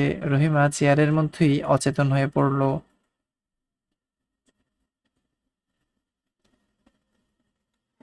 মিস্টার জেন্টের ডেস্কে নিয়োগ পেয়েছেন যিনি, তার নাম মিস্টার এন রয়। এন রায়, এটা তার ছদ্মনাম। মূল নাম মজুমদার তিলক। এন রায়ের পছন্দ এন রায়ের পছন্দ হলো 18। এন রায় বয়সে তরুণ। প্রায়শ দিনে তার 2 জন লাগে। তবে তিনি আগে অফিসের কাজ সেরে নেন, তারপর 16, 17, 18 এভাবে সর্বনিম্ন 14, এর নিচে নয়। 14-র নিচে তিনি শিশু মনে করেন। তিনি শিশু প্রেমিক নন। জেন্টের অভ্যাস ছিল অফিসের কাজের আগে মাংসল যৌ অফিসের কাজের আগে মাংসল জৈব অবগাহন। এন রায় তরুণ ও আলাদা রুচির মানুষ। স্মার্ট, সদা হাস্যোজ্জ্বল। তাকে দেখে বোঝাই সম্ভব নয় হাস্যোজ্জ্বল এই লোকটি হাসতে হাসতে মানুষ খুন করার নিখুঁত ছক আঁকতে পারেন। এমনকি তার একটা ভয়ঙ্কর ও গোপন মানসিক রোগ আছে। নারীর মধ্যে অবগাহনের পর তার ইচ্ছে হয় সেই নারীর 2 স্তন আর যোনিদেশে ফায়ার করে মেরে ফেলতে। সে যে নারীর মধ্যে সাঁতার কাটবে, অন্য কেউ ছোঁয়া তো দূরের কথা, চোখেও যেন দেখতে না পায় সাঁতার শেষে। এজন্যই তার ইচ্ছে হয় ওই নারীকে খুন করে ফেলতে। তবে তার রোগের পরিধি ইচ্ছে পর্যন্তই সীমাবদ্ধ। আজ সে কাজ হিসাবে আজ সে কাজ হিসেবে নিয়েছে গান গোনা। গান গোনা, এখানে গান গোনাও একটি অফিসিয়াল টাস্ক। ইচ্ছে হলে প্রযুক্তির মাধ্যমে শোনা যায়, আবার ইচ্ছে হলে সরাসরি কোনো শিল্পীর কণ্ঠেও শোনা যায়। গান শুনবার জন্য এখানে শিল্পী নিয়োগ করা আছে, তবে সেই সব শিল্পীর বাইরে কোথাও গান শোনানো নিষেধ। যেহেতু এখানে গান শোনানোই তাদের চাকুরি। তবে মাসের পর মাস মূলত তাদের বেকারই থাকতে হয়, খালি গলায়। এমনকি অনলাইনেও এখানে তেমন কেউ গান টান খুব একটা শোনে না। এন রায় গান শোনার জন্য যে শিল্পীটিকে এনেছেন তার নাম অরুণিমা। অরুণিমা নামটা এন রায়ের খুব পছন্দ হলো। মনে পড়ে কবেকার পাড়াগার অরুণিমা সান্যালের মুখ উড়ুক উড়ুক, তার পৌষের জ্যোৎস্না নীরবে উড়ুক। কেমন আছো অরুণিমা? জি স্যার, ভালো। এন রায় বলতে চেয়েছিল স্যার নয়, আমাকে বরং ভাইয়া ডাকলে খুশি হব, কিন্তু বলা হলো না, কারণ এই অফিসে ভাইয়া টাইয়া বলার অনুমতি নেই। এন রায় বলল, good, thank you sir, welcome. অরুণিমার চোখ দুটি প্রচণ্ড ধারালো আর প্রভাবশীল, যে কেউ প্রেমে পড়ে যাবে। এনরায়ও প্রেমে পড়েছে কিনা বুঝতে পারছে না। এনরায় চাইল অনেকক্ষণ ধরে অরুণিমার চোখের দিকে চেয়ে থাকলে এক ধরনের সুখ সুখ অনুভূতি হতে পারে, কিন্তু এভাবে অনেকক্ষণ চেয়ে থাকতে হলে এনরায়ের অরুণিমাকে বলতে হবে যে অরুণিমা যেন অনেকক্ষণ ধরে এনরায়ের সঙ্গে চোখাচোখি করে। শব্দটি চোখাচোখি হবে নাকি চোখের দিকে তাকিয়ে থাকা হবে, এন রায় নিশ্চিত হতে পারে না। সে বাংলা ভালো জানে না। অদক্ষ বাংলাতেই সে বলল, অরুণিমা, আজ তোমাকে গান শোনাতে হবে না। তাহলে কি করব স্যার? আজ শুধু আমার চোখের দিকে তাকিয়ে থাকবে। Okay sir. এখানে না বলার কোনো নিয়ম নেই। এন রায় যদি বলে বেডে যেতে, তাহলে অরুণিমাকে তাই করতে হবে। এটা বরং অরুণিমার জন্য সুখবর হবে, কারণ বেডে গেলে ওভারটাইম হিসাবে অরুণিমাকে অফিস এক্সট্রা পে করবে। অরুণিমার চোখের দিকে অনেকক্ষণ তাকিয়ে থেকে এন রায়ের কোনো অনুভূতি হলো না। এন রায়ের মনে হলো অনুভূতি হতে অনুভূতি হতে হলে প্রেমময় কোনো সম্পর্ক প্রয়োজন। এমনকি এই চোখাচোখির মধ্যে কোনো যৌনতাও টের পায়নি সে। বরং এন রায় মনে করে চোখাচোখি তো একটি রোমান্টিক বিষয় হবার কথা, এখানে যৌনতা কেমন যেন বেমানান। কিন্তু নারী পুরুষের মধ্যে যে সম্পর্ক, তা কি যৌনতার বাইরে কিছু হতে পারে? এন রায়ের এই মুহূর্তে মনে হচ্ছে হতে পারে, কিন্তু কেন হতে পারে সেটা ব্যাখ্যা করার মতো এলেম বা প্রজ্ঞা এন রায়ের নেই। তার তার কেন যেন মেজাজ খারাপ হয়ে গেল। সে অরুণিমাকে বলল, তুমি যেতে পারো। অরুণিমা জি স্যার বলে চলে গেল। এন রায়ের স্যার এন রায়কে স্যার 3টা ভিডিও গেম দিয়েছেন। এই গেমগুলি তাকে খেলতে হবে। এইসব বাচ্চাদের গেম, খুন খারাপির গেম। বাচ্চাদের জন্য বিজ্ঞানীরা কেন খুন খারাপির গেম বানায় এন রায়ের বোধগম্য নয়। এন রায়ের ইচ্ছা আছে বাচ্চাদের একটি স্কুল খুলবার, যেখানে বাচ্চারা মানবিক মানুষ হয়ে গড়ে উঠবে। কিন্তু খুন খারাপির চাকুরিটা টাকা দিয়ে মানুষ গড়ার স্কুল তৈরি করতে চাওয়া তুমুল সাংঘর্ষিক নয়?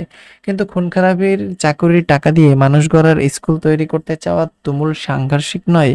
এন রায়ের হাসি পায়। মানুষ এক আজব প্রাণী বটে, এক চূড়ান্ত স্ববিরোধী প্রাণী।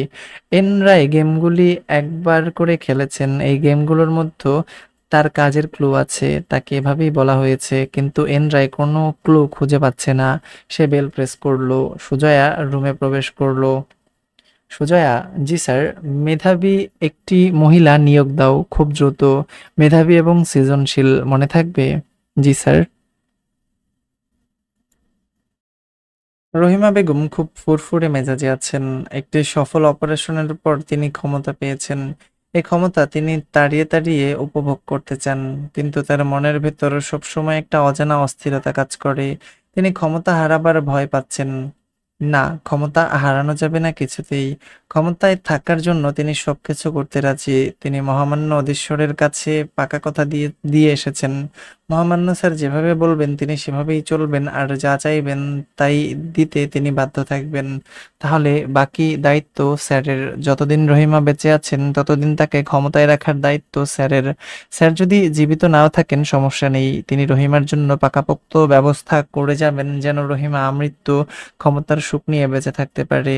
কিন্তু কি সেই পদ্ধতি যা অনুসরণ করলে রহিমা বসে থাকবেন আজীবন মশ মসনদে? স্যারের পক্ষ থেকে বলা হয়েছে যথাযথ সময়ে রহিমাকে জানানো হবে।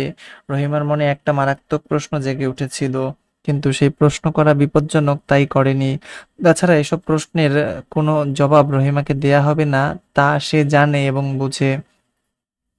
রহিমাকে মাদারবোর্ড যখন বলেছিল স্যার না থাকলেও রহিমার ক্ষমতার থাকার ব্যবস্থা পাকাপোক্ত করে রাখা হবে, রহিমা তখন প্রশ্ন করতে চেয়েছিল, তবে কি কথিত সেই স্যার একজন নয়? সেই স্যার কি স্যারগণ, মানে একই সময়ে কি একাধিক স্যার বিদ্যমান থাকেন? যেমন যেমন নাকি কোনো কোনো সাহিত্যবিদ বলেন, বাল্মীকি আসলে একজন নন।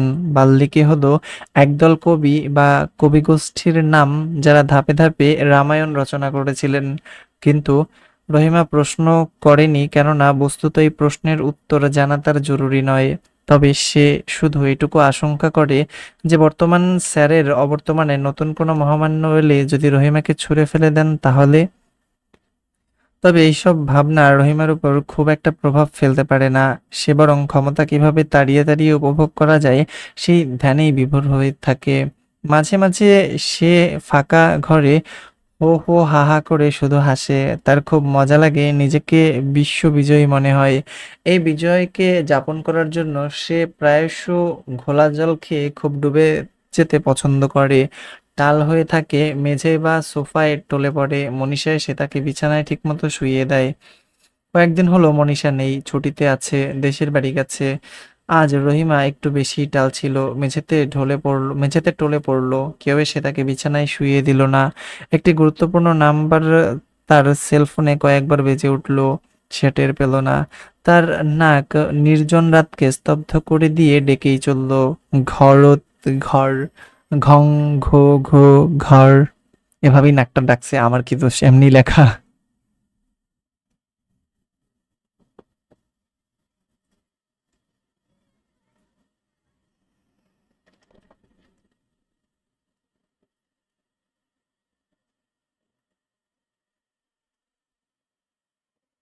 সুজয়া যে মেয়েটিকে নিয়োগ দিয়েছে তার নাম আতসী। এন রায় আতসীকে ডেকে পাঠিয়েছে। আতসীকে আজ কাজ দেবার কথা। আতসী জিজ্ঞাসু দৃষ্টিতে এন রায়ের দিকে তাকিয়ে আছে। এন রায় কিছুই বলছে না। আতসী ভাবছে আজ যদি কাজ না পায় তাহলে সে নিশ্চিত হতে পারছে না যে সে আদৌ চাকরিটা পেয়েছে কিনা। আতসীর সামনে খাবার দেওয়া হয়েছে, আতসী কিছু খাচ্ছে না। এন রায়ও তাকে কিছু খেতে বলছে না, কিন্তু আতসীর সত্যিই অনেক খিদে পেয়েছে। আজ সে নাস্তা করে আসেনি। এন রায় তাকে খেতে বললে সে নির্দ্বিধায় খেতে শুরু করত। খাবার কথা বল খাবারের কথা না বলে এনরাই জিজ্ঞেস করলো, আপনার হাজবেন্ড কি করেন? আতসী বলল, নেই। নেই মানে ছিল, এখন কোথায় জানি না। এনরায়ের মনে হলো আতসী তার হাজবেন্ডের বিষয়টি এড়িয়ে যেতে চাইছে। এনরায়ও এড়িয়ে গেল। আপনার তো একটা বেবি আছে, তাই না? জি। কোন ক্লাসে পড়ে? ক্লাস 3। গুড। ও এখন কোথায়? বাসায়। কার কাছে? আমার মায়ের কাছে। গুড। এনরাই কি এবার আতসীকে খেতে বলবেন? খিদেটা বড্ড মোচড় দিয়ে উঠেছে। এনরাই এমন সময়ে বলল, এ কি, আপনি তো কিছুই খেলেন না, কিছু একটা তো খাওয়া উচিত ছিল। আতসী এনরাইয়ের কথায় হতভম্ব হয়ে গেল। অনেকটা খেয়ে আসছেন নাকি গিয়ে খাবেন রকমের কথা। আতসীর খুব রাগ হলো। সে বলল, ইটস ওকে, নো প্রবলেম। এনরাই আতসীর ইটস ওকে কে যেন বা বিনা বাক্যে মেনে নিলেন। এনরাই উঠে দাঁড়িয়ে হাত বাড়িয়ে দিল। আতসী বুঝতে পারল এনরাই হ্যান্ডশেকের উদ্দেশ্যে হাত বাড়িয়ে দিয়েছেন। আতসী হাত বাড়ালো। হ্যান্ডশেক করতে করতে এনরাই বলল, ভালো থাকবেন। আতসী বলল, আপনিও ভালো থাকবেন। সুজয়া এসে আতসীকে নিয়ে গেল এমন একটি কক্ষে যেখানে একটি টেবিল, দুইটি চেয়ার আর একটা আলমিরা আছে। আতসীর এই এক মুহূর্তের জন্য মনে হলো, তবে কি এই কক্ষে আতসীকে কাজ করতে হবে? কিন্তু তার যে চাকরিটাই এখনো জুটেনি। আতসী বলল, স্যার তো আমাকে কোনো কাজের কথা বলল না। আতসীর প্রশ্নের উত্তর না দিয়ে সুজয়া আতসীকে একটা চেক দিল। এটা নাও, পার্সে রাখো। এটা কি? একটা চেক। চেকে লেখা টাকার অঙ্ক দেখে আতসী হতভম্ব হয়ে গেল। কি বলবে বুঝতে পারল না। একটা অস্বস্তিকর অবস্থা। সুজয়া বলল, তুমি এখন যেতে পারো। আতসী না গিয়ে দাঁড়িয়ে থেকেই বলল, আমাকে কি স্যারের পছন্দ হয়নি? স্যারের কি মনে হয়েছে যে আমি কাজ পারবো না? কিন্তু আমাকে যে বলাই হয়নি আমার কাজ কি, তাহলে বুঝবেন কি করে যে আমি পারবো না? আতসী এক নিঃশ্বাসে অনেকগুলো কথা বলে কেমন বোকা বোকা নার্ভাস চেহারা নিয়ে সুজয়ার দিকে তাকালো। সুজয়া বলল, তোমাকে পছন্দ হয়েছে, যদি প্রয়োজন হয় পরে তোমাকে ডাকা হবে। আপাতত তোমার সঙ্গে আমাদের ডিলিং এখানেই শেষ। এর বেশি কিছু তোমাকে বলবার আর কিছুই নেই। তুমি আজ আসতে পারো।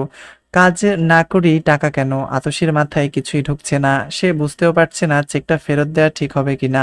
তার এই মুহূর্তে টাকা এত দরকার যে সে চেকটা ফেরত দেবার মতো সাহসও সঞ্চয় করতে পারছে না। কনফিউশন নিয়ে আতসী দাঁড়িয়ে আছে। আর জানা নেই যে এই ভবনেই তার ডাক পড়বে এক ভয়ঙ্কর আর নিষ্ঠুরতম কাজ সম্পাদনার উদ্দেশ্যে। এয়ারপোর্ট থেকে 200 গজের দক্ষিণ পশ্চিমে হরেন যেখানে দাঁড়িয়ে আছে ঠিক ওইখানে দুইটি কৃষ্ণচূড়া নাকি রাধাচূড়া গাছ ছিল, এখন নেই। হরেনের চোখে কালো সানগ্লাস। যে সিগারেট ধরিয়ে পায়চারি করেছে। অদ্ভুত হলো, সে একবারও সিগারেটের টান দেয়নি। সে কি কোনো কারণে উত্তেজিত? না। হরেনের প্রধান বৈশিষ্ট্য হলো কোনো কিছুতেই সে চিন্তিত বোধ করে না এবং উত্তেজিতও হয় না। সিগারেটের টান না দেওয়ার উদ্দেশ্য হলো সে বুঝতে চাইছে তাকে কেউ ফলো করছে কিনা। কেউ ফলো করছে কিনা এটা বোঝার সহজ উপায় হরেন মনে করে মাঝারি ধরনের সূক্ষ্ম কোনো অস্বাভাবিক আচরণ ফুটিয়ে তোলা।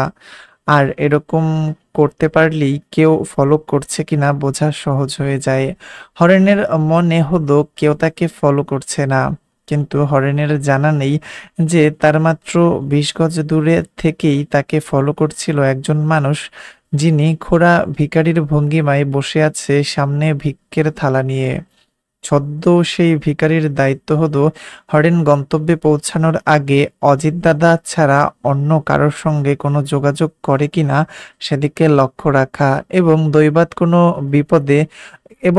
কোনো বিপদে পড়লে হরেনকে উদ্ধারের ব্যবস্থা করা।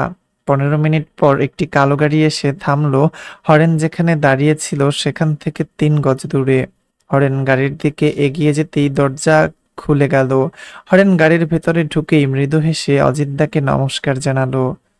নমস্কারের উত্তরে অজিতদা হরেনের দিকে তাকিয়ে সামান্য হেসে গাড়ির বাইরে উদাস ভঙ্গিমায় তাকিয়ে রইলেন। হরেন কিছু বলছে না। অজিতদাও চুপচাপ। গাড়িটি এসে থামলো সেই মিষ্টির দোকানে যেখানে একদা অজিতদার সঙ্গে ছিল দিলু।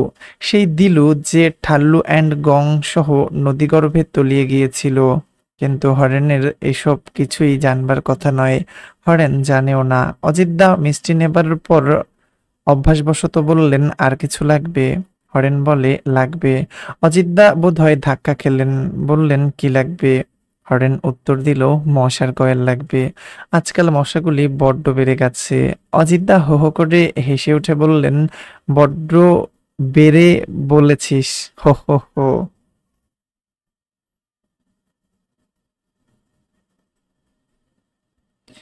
অজিতদা রহিমা বেগমের ঘরে ঢুকেই যেন মনে মনে কাউকে খুঁজছিলেন। কাউকে কাকে খুঁজছিলেন না বলে বললেন, congratulation on your brilliant success. Rahima Begum বলল, দাদা কি যে বলেন, এই সফলতার কৃতিত্ব তো আপনার। আপনার কারণেই তো আজ এ পর্যন্ত আসা। আরে কি যে বলো তুমি, এভাবে বললে তো লজ্জা পাই। আসলে আমাদের মাথার উপর আছেন মহামান্য অধীশ্বর, সবই তার কৃপা। অজিতদা ফ্রেশ হয়ে জলখাবার খাচ্ছেন আর রহিমা বেগমের পরবর্তী কর্মসূচি বুঝিয়ে বলছেন। পরিকল্পনা শুনে রহিমা বেগম খুব উত্তেজিত। সে বুঝতে পারছে এবারের অপারেশন সফল হলে তার রাস্তা আজীবনের জন্য পরিষ্কার। রহিমা পারে তো খুশিতে চিৎকার দিয়ে ওঠে, কিন্তু তা তো আর সম্ভব নয়। চিৎকার না দিয়ে সে অজিতদাকে বলে, দাদা আপনি তাহলে এবার বিশ্রাম করুন। আপনার দেবী একটু পরেই আপনার পুজো নেবার জন্য হাজির হবে। অজিতদা বড্ড বেড়ে বলেছ বলে হো হো করে হাসতে হাসতে তার উদ্দেশ্যে সাজানো কক্ষে চলে গেলেন। রহিমা মনীষাকে ডেকে বললেন, আজ দাদার ঘরে গোলাপি নাইটিটা পরে যা। মনীষা গোলাপি নাইটিটা পরে অজিতদার কক্ষে প্রবেশ করলো। অজিতদা আগের বারের মতোই একটি পত্রিকায় চোখ বোলাচ্ছেন, সেই পত্রিকা যার অক্ষরগুলি বাংলাতে নয়। অজিতদা মনীষাকে দেখে হেসে বললেন, কেমন আছো টুক্কু সোনা? জি ভালো, আপনি ভালো আছেন?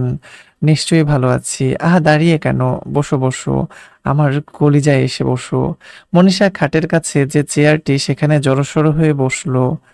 আরে আমার আরে আমার টুক্কু সোনা, লজ্জা পাচ্ছ নাকি? ওখানে কেন, খাটে এসে বসো। মনীষা খাটে এসে বসলো। মনীষা আজ একটু অপ্রস্তুত। 2 দিন হলো তার মাসিক চলছে। এ অবস্থায় সে মেন্টালি ইজি নয়, কিন্তু তার যে কোনো বিকল্প নেই। সে হলো কৃতদাসের চেয়েও অধিক কৃতদাস। তার শরীরের উপর তার কোনো অধিকার নেই, সব অধিকার রহিমা বেগম যাকে দিবেন তার। অজিতদা মনীষার দক্ষিণ হাতাটা আলতো করে ধরে গালে ছুঁয়ে বলেন, আহ কি আগুন, কি যে মাতাল মাতাল লাগে টুকু আমার। অজিতদা এইসব নকল বাক্যমার্কা কথা বলতে বলতে মনীষাকে অনাবৃত করতে করতে মনীষার কেন্দ্রবিন্দুতে আবিষ্কার করে ফেলে থুক থুক রক্ত। মনীষা আশা করেছিল রক্ত দেখে অজিতবাবু থেমে যাবেন, কিন্তু না। মনীষার মনে হলো রক্ত দেখে বরং অজিতবাবু দ্বিগুণ উল্লাসিত।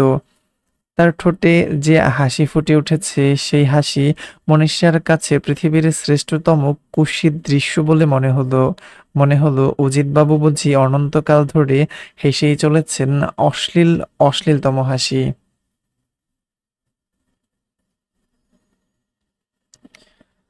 22 দিন পর আতসীর ডাক পড়েছে ইন্দ্রায়ের অফিসে।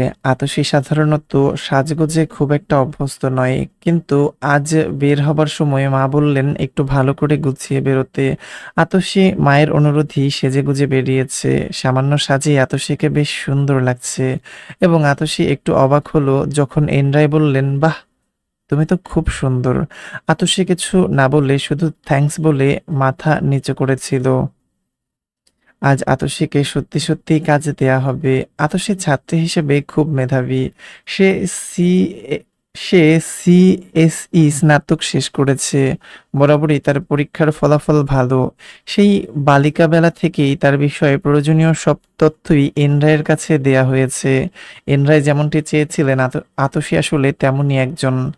আজ আতসীর খিদে নেই, কিন্তু আজ এনরায় আতসীকে বেশ কয়েকবার খেতে অনুরোধ করেছেন। আরে তুমি তো কিছুই খাচ্ছ না, এইটা একটু নাও। আতসী এইটা নেবার পর এনরায় আবার বললেন, ওইটা একটু নাও। এইভাবে প্রায় সব আইটেম আতসীকে চেখে দেখতে হলো।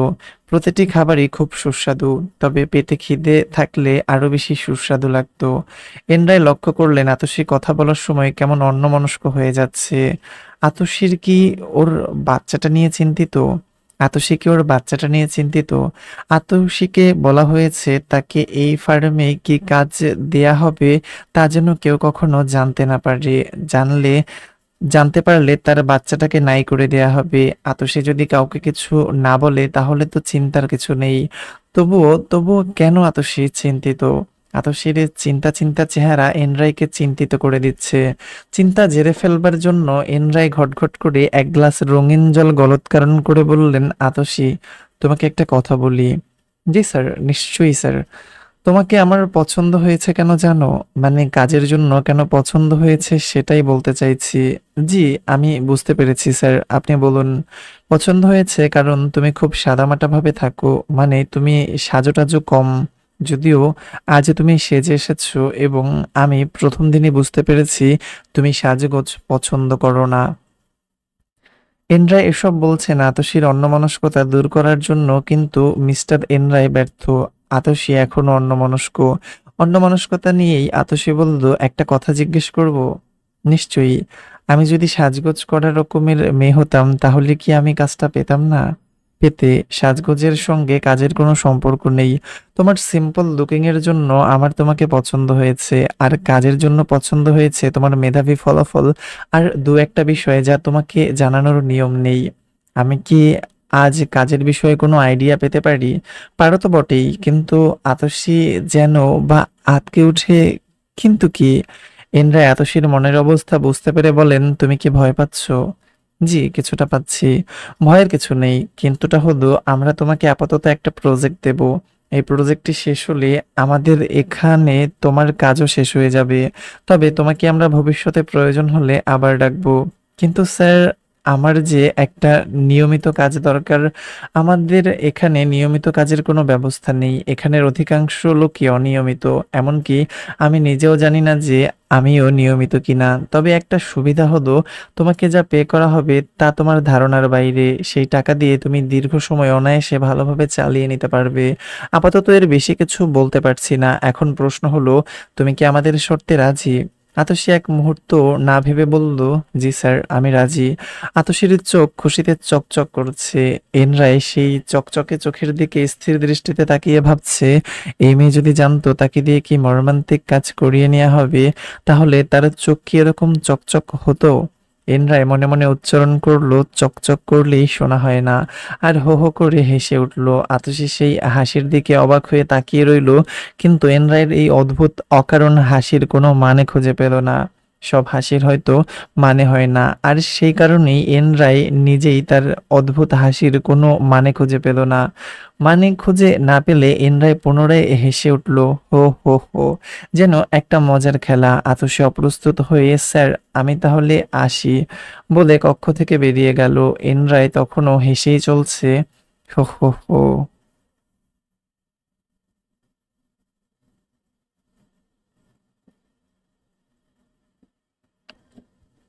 সুধীন্দর রাজুকে খুব জরুরি ভিত্তিতে দেখা করতে বলেছে। রাজু কলেজ থেকে সোজা চলে এসেছে সুধীন্দার দোকানে। সুধীন্দর সিগারেটের টান দিয়ে বললেন, ধীরে ধীরে লাইনঘাট ক্লিয়ার হচ্ছে, আর কয়েকটা কাজ করলেই আমরা আশা করি খুব ভালো ফিডব্যাক পাবো। রাজু ক্লিয়ার নয় যে কোন ধরনের ফিডব্যাক তারা পাবে। রাজু এমনকি সুধীন্দাকে প্রশ্নও করে না যে সুধীন্দা আলটিমেট গোলটা আসলে কি। তবে রাজু ধারণা করে নেয় যে সুধীন্দা দেশের বাইরে কোনো একটা বিশেষ রকমের কোনো একটা বিষয়ে বিশেষ রকমের কোনো সম্পর্ক করতে চাইছেন। রাজু দাদাকে প্রশ্ন না করে বিষয়গুলি আবিষ্কার করে নিতে চাইছে, কারণ দাদাকে প্রশ্ন করে কোনো লাভ নেই। দাদা নির্দিষ্ট সময়ের আগে কোনো উত্তর দেবেন না, কিংবা কখনোই উত্তর দেবেন না। ধৈর্য রাজু দীর্ঘ ধৈর্য নিয়ে অপেক্ষা করে চলেছে সেই উত্তরের উদ্দেশ্যেই। দাদা বললেন, তোমার অপারেশন কবে? রাজু বলল, টাকা ম্যানেজ হলেই করে ফেলবো। কিরকম ম্যানেজ হয়েছে? এখনো তেমন কিছু পরিমাণ নয়। দাদা সিগারেটে টান দিলেন। রাজু ভাবছে যে জরুরি কাজে দাদা রাজুকে ডেকেছে সেই জরুরি কাজটার কথা, কিন্তু দাদা রাজুকে এখনো বলেনি। মাসখানেক হলো মাসখানেক হলো রাজুর গল ব্লাডারে পাথর ধরা পড়েছে। ডাক্তার অপারেশন করতে বলেছেন। এসব নিয়ে রাজুকে বেশ ঝামেলার মধ্যেই দিন কাটাতে হচ্ছে। তবুও দাদা ডাকা মাত্রই রাজু ছুটে এসেছে। এ আশা শুধু সাহিত্যকে ভালোবাসে বলেই আসতে পারা আশা হয়ে ওঠা। দাদা কিছুই বলছে না বলে রাজু বলল, দাদা আজ তাহলে উঠি। দাদা তবুও কিছু বলছে না, আরেকটা সিগারেট ধরিয়ে বলল, চা খাবে? রাজু নির্লিপ্তভাবে উত্তর দিল, খাওয়া যায়। চা আনা হলো। রাজু চায়ে চুমুক দিচ্ছে, দাদা সিগারেট ফুঁকছে, সিগারেটে ধোঁয়া উঠছে। চা আনা হলো। রাজু চায়ে চুমুক দিচ্ছে, দাদা সিগারেট ফুঁকছে, সিগারেটের ধোঁয়া উঠছে। দাদার মোবাইল বেজে উঠলো। রাজু লক্ষ্য করলো যে ব্যক্তি ফোন করেছে মোবাইলের স্ক্রিনে তার নাম শো করেছে অসীম করঞ্জাই সিক্রেট। দাদা ফোন রিসিভ করে জি দাদা জি দাদা কয়েকবার বলেই রেখে দিল। রাজু ভাবছে অসীম করঞ্জাইয়ের পাশে সিক্রেট শব্দটির মানে কি? কারোর নাম কি সিক্রেট হতে পারে? অমুক সিক্রেট তমুক সিক্রেট, কিন্তু এসব দাদার ব্যক্তিগত বিষয়। এ নিয়ে কোনো প্রশ্ন করা নিশ্চয়ই শোভন বা স্বাভাবিক নয়। মোবাইলে কথা শেষ করে দাদা বললেন, তোমাকে একটা খবর দেয়া হয়নি। জি বলেন দাদা। আমি তো এখন অনারারি ডাইরেক্ট ডিগ্রি দিচ্ছি। রাজু কিছু না বলে চুপচাপ শুনে যায়। দেশের বাইরের একটা প্রতিষ্ঠানের সঙ্গে কথা হয়েছে, ওদের কাছ থেকে অনারারি ডাইরেক্ট ডিগ্রির ব্যবস্থা করেছি। একটা মহিলাকে 3 লাখ টাকা দিয়ে এনে দিয়েছি। তুমি 50,000 দিলেই হবে। সুযোগ সব সময় আসে না, এখন আসছে, এখনই কাজে লাগাও। হুম, এখন আসছে, এখনই কাজে লাগাতে হবে, বুঝছো? অনারারি ডাইরেক্ট ডিগ্রি রাজুর কাছে পুরোপুরি অপ্রাসঙ্গিক একটি ব্যাপার বলে মনে হলো, কিন্তু রাজুর কাছে একটু খটকা লাগলো। দাদা একটা প্রতিষ্ঠান থেকে টাকা দিয়ে দামি একটা ডিগ্রি আনবেন, বিষয়টি মোটেও সাধারণ কিছু নয়। রাজুকে বের করতেই হবে বিষয়টি আসলে কি। শুধু এই কারণেই রাজু বলল, ওকে দাদা, আমি ভেবে জানাবো। গুড, একটু তাড়াতাড়ি জানিও। দাদা মোবাইল সেট বের করে কাকে যেন ফোন করার জন্য ডিজিট টিপতে টিপতে রাজুর উদ্দেশ্যে বললেন, ঠিক আছে, আজ তাহলে আসো। রাজু দোকান থেকে বের হতে হতে শুনতে পেল দাদা মোবাইলে বলছেন, জি দাদা জি, আপনি জিনিস রেডি করতে থাকেন, আমি এদিকে আমার জিনিস রেডি করছি। রাজুর মনে হলো ফোনের অপর পাশের লোকটা কি সেই অসীম করঞ্জাই সিক্রেট? কিন্তু এই করঞ্জাই মহাশয় সিক্রেট কেন? করঞ্জাই মহাশয়ের স্ক্রিনও কি তবে শো করে? করঞ্জাই মহাশয়ের স্ক্রিনও কি তবে শো করে সুধীন দত্ত সিক্রেট? আচ্ছা, স্ক্রিনেও মানে হচ্ছে এই পাশে যেহেতু শো করতেছে যে অসীম করঞ্জাই সিক্রেট, তার মানে হচ্ছে তার ফোনে, মানে ওই লোকটার ফোনেও কি করঞ্জাই মহাশয়ের স্ক্রিনেও কি শো করে সুধীন দত্ত সিক্রেট? কারণ এই রাজুর দাদার নাম তো সুধীন দত্ত, তাই না? হুম। আতসীকে যে সফটওয়্যারটা বানাতে হবে তা দিয়ে যে এক ভয়ঙ্কর হত্যাযজ্ঞ চালানো হবে, সে কথা আতসীর কাছে সংযত কারণেই অজ্ঞাত রয়ে গেল। এনরায় আতসীকে বোঝানোর সুবিধার্থে টেবিলের উপর মাটির একটি লাল ঘোড়া ও একটি সাদা ঘোড়া আর মাটির একটি মানুষ রেখে বললেন, এই 3টি উপকরণ কেন্দ্র করে তোমাকে কাজ করতে হবে। তারপর এন রায় আরো কিছু দিক নির্দেশনা দিয়ে আতসীকে সম্পূর্ণ কাজে বুঝিয়ে দিলেন। কাজ বুঝে নিয়ে আতসী চলে গেল। এন রায়ের নিজেকে অনেকটা হালকা লাগছে। সুজয়াকে ডাকলেন। সুজয়া যে মেয়েটিকে পাঠালো তার নাম নারিনা, ওকে ডাকা হয় নায়না 34, কারণ ওর অন্তর্বাস 34। এনরায়ের কাজকাম জেন্টের মতন নয়। এনরায় নাইলাকে নিয়ে চলে গেল সমুদ্র সৈকতে। যে হোটেলে উঠলো হোটেলটির নাম বিচ 34। নাইলার সঙ্গে হোটেলটির নামের মিল পাওয়া যাচ্ছে। হোটেলও রসিক বটে। এনরায় নাইলাকে বলল, হোটেলটা তোমার মতোই উর্বর মনে হচ্ছে, কি বলো নাইলা? নাইলাকে বলল, হুজুরের মতে অমৎকার। নাইলার কথাটা এনরায়ের পছন্দ হলো। এনরায় হো হো করে হেসে উঠল। হোটেলে একদিন কাটিয়ে নাইলাকে একা চলে আসতে হয়েছিল। নাইলাকে যেভাবে বলা হয়েছিল, নাইলা ঠিক সেইভাবেই গভীর রাতে যখন খুব টাল হয়ে আছে এনরায়, তখন এনরায়কে নিয়ে সৈকতে নেমে জলকেলির এক আচ্ছন্ন পর্যায়ে এনরায়ের হাত ছেড়ে দিল। এনরায়ের মস্তিষ্কে তখন প্রয়োজন কাজ করতে শুরু করেছে, যে প্রয়োজন 23 মিনিট পূর্বে হোটেলের কক্ষে নাইলা মিশিয়ে দিয়েছিল।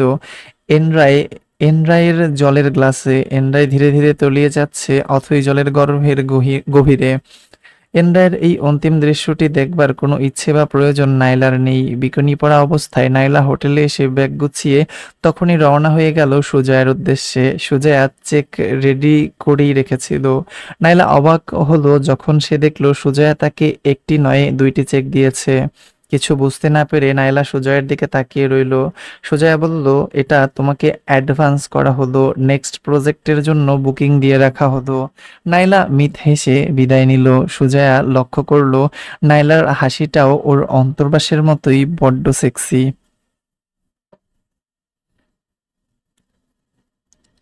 গত রাতটা অজিতবাবুর দুর্দান্ত কেটেছে, রক্তে রক্তে রক্তারক্তি। তার একবার মনে হয়েছিল মনীষা দেবীকে সঙ্গে করে নিয়ে গেলে কেমন হয়, কিন্তু এসব করবার নিয়ম নেই। ব্রেকফাস্টের টেবিলে অজিতদা বেশ ঝরঝরে বোধ করছেন। আজ রহিমাকে একটা সাংঘাতিক ও মর্মান্তিক প্ল্যান দেওয়া হবে। অথচ অজিতদা খুব স্বাভাবিক ভঙ্গিমায় কথা বলছেন। অজিতদার জন্য হয়তো এরকমটাই স্বাভাবিক। রহিমা খুব মনোযোগী শ্রোতা হয়ে শুনছে। অজিতদা বলছেন, আমাদের যে সফটওয়্যার বানানো হয়েছে সেখানে দেখা যাচ্ছে সাদা ঘোড়া, লাল ঘোড়া আর একজন মানুষ। ঘোড়ার মোট সংখ্যা উদাহরণস্বরূপ ধরা হয়েছে ১০০টি। এই ১০০টি ঘোড়ার উপর নির্ভর করছে পৃথিবী নামক গ্রহের একটি নির্দিষ্ট টেরিটরির নিরাপত্তা। ঘোড়াগুলি থেকে প্রথমে রাহিমাকে আইডেন্টিফাই করতে হবে কোন ঘোড়াগুলি তার স্বার্থে যে কোনো অবৈধ আর নিষ্ঠুর কাজ করতে রাজি, এমনকি ওই টেরিটরির নিরাপত্তা হুমকির মুখে ফেলে দিয়ে হলেও রহিমার কথা অক্ষরে অক্ষরে পালন করে যাবে। আর কোন ঘোড়াগুলি নিরপেক্ষ ও সৎ এবং টেরিটরির নিরাপদ নিশ্চিতকরণে বদ্ধপরিকর। আইডেন্টিফাই করে অসৎ ঘোড়াগুলোকে ট্যাগ দিতে হবে লাল ঘোড়া, আর সৎ ঘোড়াগুলিকে সাদা ঘোড়া। আর তারপর সাদা ঘোড়াগুলি এক মহেন্দ্রক্ষণে সরিয়ে ফেলতে হবে পৃথিবী নামক এক নীল গ্রহ থেকে চিরতরে। তো এই হলো সমগ্র সফটওয়্যার, বাকিটা তোমার মতো তুমি ম্যানেজ করে নিবে, বুঝছো? তোমার মতো তুমি ম্যানেজ করে নেবে, বুঝেছো? রহিমার কাছে পুরো প্ল্যানটা খুব চ্যালেঞ্জিং মনে হলো। সে টু শব্দটিও না করে শুনে যাচ্ছিল। সে কোনো রকমের বলল, বুঝতে পারছি, কিন্তু অজিতদার কাছে রহিমাকে কিছুটা কনফিউজড মনে হলো। অজিতদা হেসে বললেন, চিন্তার কিছু নেই, তুমি পারবে, তোমার উপর আমার বিশ্বাস আছে। আর বিশ্বাস আছে আরেকজনের উপর, বলো তো কে? রহিমা বুঝতে না পেরে বলল, কে? অজিতদা বলল, মনীষা দেবী। অজিতদা আর রহিমা দুজনেই হো হো করে হেসে উঠল, যেন বা বিজয়ের হাসি। কিন্তু বিজয়টা আসলে কার, রহিমা বেগমের নাকি অজিতদার?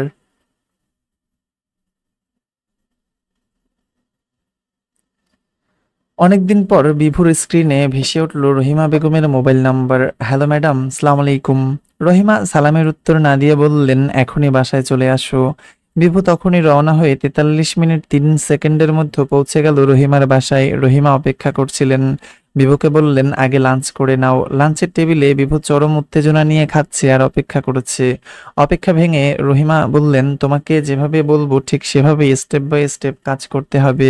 বিভু মাংসের টুকরায় কামড় দিয়ে বলল, জি ম্যাডাম, এটা আমার রাজনৈতিক ক্যারিয়ারের সবচেয়ে গুরুত্বপূর্ণ কাজ। এর উপর নির্ভর করছে আমার ও তোমাদের ভাগ্য। বিভুকে যে মাংস দেয়া হয়েছে সেটা গরু না খাসি তা নিয়ে বিভুর কোনো মাথা ব্যথা নেই। সে মাংসের টুকরো পানি দিয়ে গিলে বলল, জি ম্যাডাম। রহিমা বেগম কোনো রকম ভূমিকা ছাড়াই কথা বলতে পছন্দ করেন। আজও বিভুর সঙ্গে ভূমিকা ছাড়াই বলে চলেছেন। প্রথমে ঘোড়াগুলিকে চিহ্নিত করবে, দ্বিতীয় নাম্বার হলো ট্যাগ দিবে, বাকি অপারেশন চালাবে তৃতীয় পক্ষ। বিভু শেষ লোকমা মুখে দিয়ে বলল, ওকে ম্যাডাম, তুমি কাজ শুরু করে দাও। জি ম্যাডাম। আর একটা কথা মনে রাখবে, যদি অপারেশন ব্যর্থ হয় তাহলে অন্য কোনো নাটক তৈরি করে রাখবে। তা তো বটেই ম্যাডাম, আপনি নিশ্চিত থাকুন, নাটকের প্রয়োজন পড়বে না। সমগ্র আকাশটাকেই খাঁচা বানিয়ে রাখা হবে। পাখি উড়াল দিলে অবস্থান হবে আকাশ সীমার অভ্যন্তরে। রহিমা বেগম তবুও নিশ্চিত হতে পারছেন না। মনে রেখো, ব্যর্থ হওয়া যাবে না কিছুতেই। বিভু খুব কনফিডেন্স নিয়ে বলল, ব্যর্থ হবার প্রশ্নই আসে না ম্যাডাম। গুড। রহিমা মুখে বলে, ভেরি গুড, আর মনে মনে বলে, শালা বিভু, মালুর বাচ্চা মালু, ব্যর্থ হলে তোর ১৪ গোষ্ঠী আমি খগেন করে দিব। বিভু এক কাঠি স্বরে শুয়ে বলে, আপনার জীবনে তো কোনো ব্যর্থতা দেখিনি ম্যাডাম। রহিমা খুশি হলো কিনা বোঝা গেল না। বিভু কোনো কথা খুঁজে না পেয়ে অপেক্ষা করেছে। রহিমা তাকে একটি গোপন মোবাইল নাম্বার দিয়ে বলল, এরপর যাবতীয় যোগাযোগ এই নাম্বারে করবে। সমস্ত নির্দেশনা এই নাম্বারে যিনি আছেন তিনিই তোমাকে দেবেন। তিনি কে তা তোমার জানার দরকার নেই, তুমি শুধু কমান্ড ফলো করে যাবে। বিভু যাকে রহিমা মনে মনে বিভু যাকে রহিমা মনে মনে মালুর বাচ্চা বলে গালি দেয়, বলে, জি ম্যাডাম, আমি বুঝতে পেরেছি। ঠিক এই মুহূর্তের পর তুমি বা তোমাদের কেউ আমাকে আর ফোন দিবে না। আমাকে এখন অন্য কোনো নাট্যাংশ নিয়ে ব্যস্ত থাকতে হবে, বুঝেছো? বিভু যার ১৪ গোষ্ঠী রহিমা বেগম খগেন করে দিতে চায় বিভু যার ১৪ গোষ্ঠী রহিমা বেগম খগেন করে দিতে চায় বলে, ইয়েস ম্যাডাম। এখন তাহলে আসো, আমি একটু ক্লান্ত, বিশ্রাম করতে হবে। রহিমাকে সালাম দিয়ে বিভু চলে গেল। রহিমা বেগম সালামের উত্তর না দিয়ে চিৎকার করে ডাকলেন, মনীষা, এই মনীষা। মুহূর্তের মধ্যেই মনীষা হাজির হলো। রহিমা বললেন, ফ্রিজ থেকে বোতল বের কর, গলা শুকিয়ে গেছে। মনীষা বোতল নিয়ে এলো। রহিমা বেগম লাইট নিভিয়ে দিতে বললেন, তারপর এক গ্লাস ঘোলা জল ঘটঘট করে গলায় ঢেলে দিয়ে বোতলটা ধরাম করে মেঝেয় ফেলে দিয়ে কাকে যেন উদ্দেশ্য করে বলল, ঘুঘু দেখেছো, ঘুঘুর ফাঁদ দেখোনি। রহিমার এই আচরণের সঙ্গে মনীষা পরিচিত। রহিমা তার বেডরুমে চলে যাবার পর মনীষা কাচের টুকরাগুলি মেঝে থেকে পরিষ্কার করতে করতে ভাবছে, তার জীবনটাও এই কাচের বোতলের মতোই, যাকে রহিমা বেগম নামক এক ডাইনি ভেঙে চৌচির করে দিয়েছে সেই কবেই।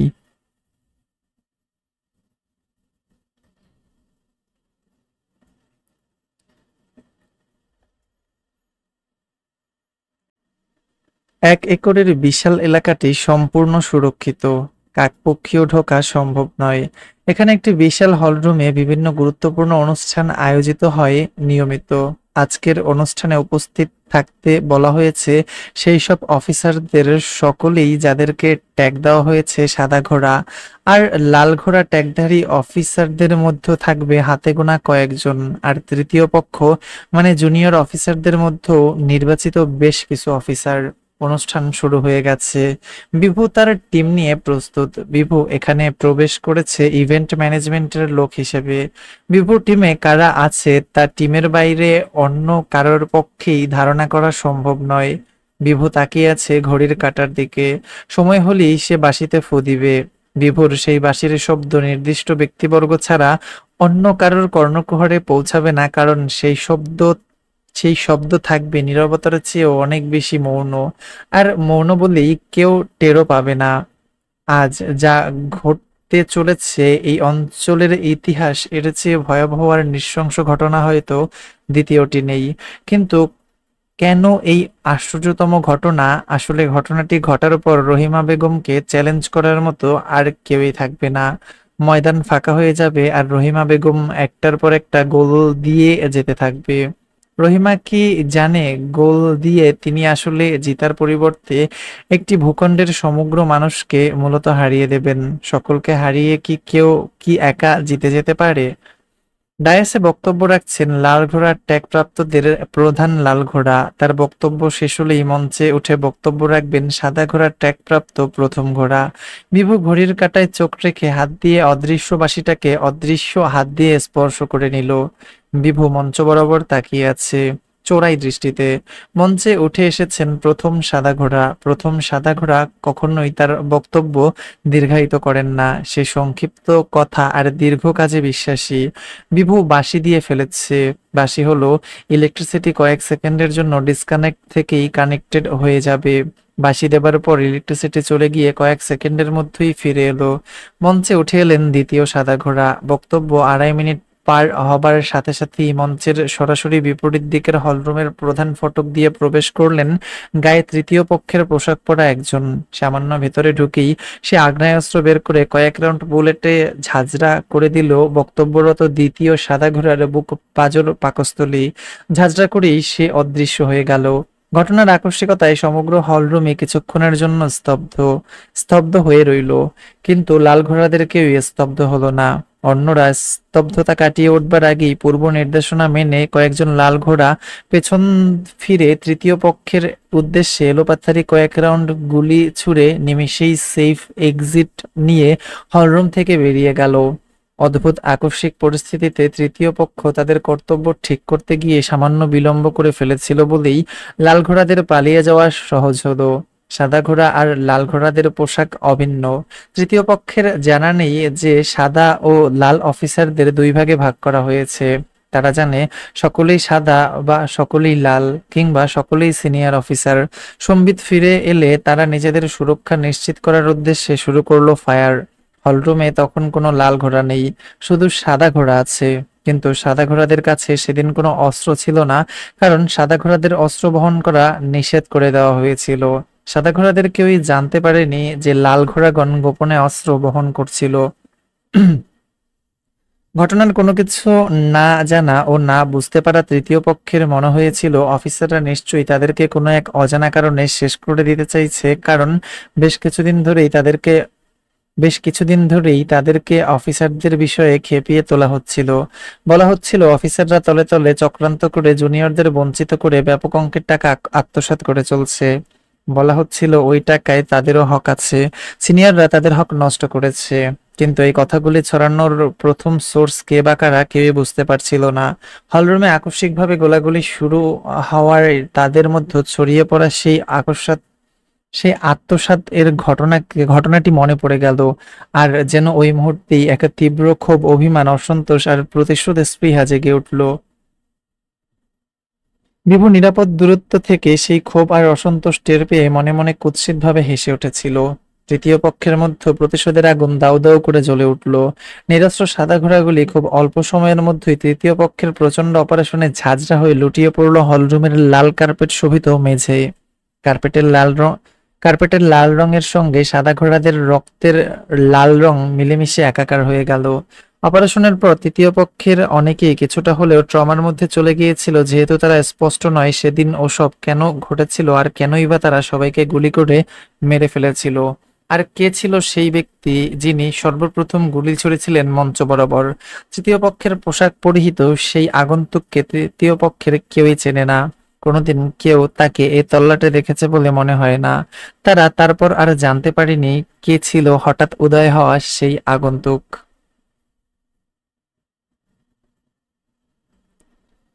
ছেলেটির গায়ে একটি সবুজ টি শার্ট আর ব্ল্যাক জিন্স। সে হেঁটে যাচ্ছিল এয়ারপোর্টের শেষ প্রান্তে, হ্যাঙ্গারের দেয়ালের বাইরের রাস্তা ধরে পশ্চিম দিকে। গন্তব্য কমরেড মান্তুর বাড়ি। আর কয়েক গজ পরেই যখন সে ডান দিকের গলিতে মোড় নিয়েছে, ঠিক সেই মুহূর্তে কেউ একজন তার ডান হাত ধরেই বলল, আপনি কি মান্তুর কাছে যাচ্ছেন? ছেলেটি বলল, জি। প্রশ্নকারী ভেরি গুড বলে ছেলেটিকে ধাক্কা মেরে ফেলে দিল। একটি সাদা মাইক্রোর দরজা সম্ভবত আগে থেকেই খোলা ছিল। প্রশ্নকারীর ধাক্কায় ছেলেটি সোজা গিয়ে পড়ল মাইক্রোর সিটের সামনের কনজাস্টেড ফাঁকা জায়গাটিতে। গাড়ির ভেতর থেকে দুইজন। ছেলেটি কিছু বুঝে উঠবার আগেই ছেলেটিকে গাড়ির ভেতরে টেনে তুলে সিটে বসিয়ে দিল। পুরো ঘটনাটি ঘটতে সময় লাগলো মাত্র পৌনে 1 মিনিট। দরজা বন্ধ হবার পর চকিতে কালো কাপড় দিয়ে ছেলেটির চোখ বেঁধে দেয়া হলো। গাড়ি ছুটে চলছে সাই সাই করে। ছেলেটি কিছুই বুঝতে পারছে না, এরা কারা, কোথা থেকে এলো, কেন তাকে ধরে নিয়ে যাচ্ছে, এদের উদ্দেশ্যই বা কি? ঘটনার আকস্মিকতায় তার মুখ দিয়ে কোনো কথা বেরোচ্ছে না। কি বলা বা করা উচিত সেটাও তার মাথায় আসছে না। প্রশ্নকারী লোকটি জানতে চেয়েছিল যে সে কোথায় যাচ্ছে। পুনরায় প্রশ্ন করে, তোমার কি ভয় লাগছে? ছেলেটি ভয়ে ভয়ে বলে, জি। জি বলতেও ছেলেটির গলা শুকিয়ে আসছিল, যেন জি এর মতো ছোট্ট একটি শব্দ উচ্চারণ করার চেয়ে অসম্ভব কাজ অন্য কিছু নয়। ভয়ের কিছু নেই, তোমাকে নিয়ে যাচ্ছি, কিন্তু কিছু জিজ্ঞাসাবাদ করেই ছেড়ে দিব। এরপর নেমে আসে শ্মশানের নির্জনতা। কেউই কিছুই বলছে না। গাড়িতে কয়জন আছে তাও বোঝা যাচ্ছে না।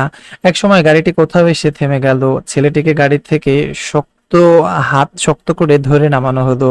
ছেলেটির দুই হাত তখন পিছমোড়া করে বাঁধা।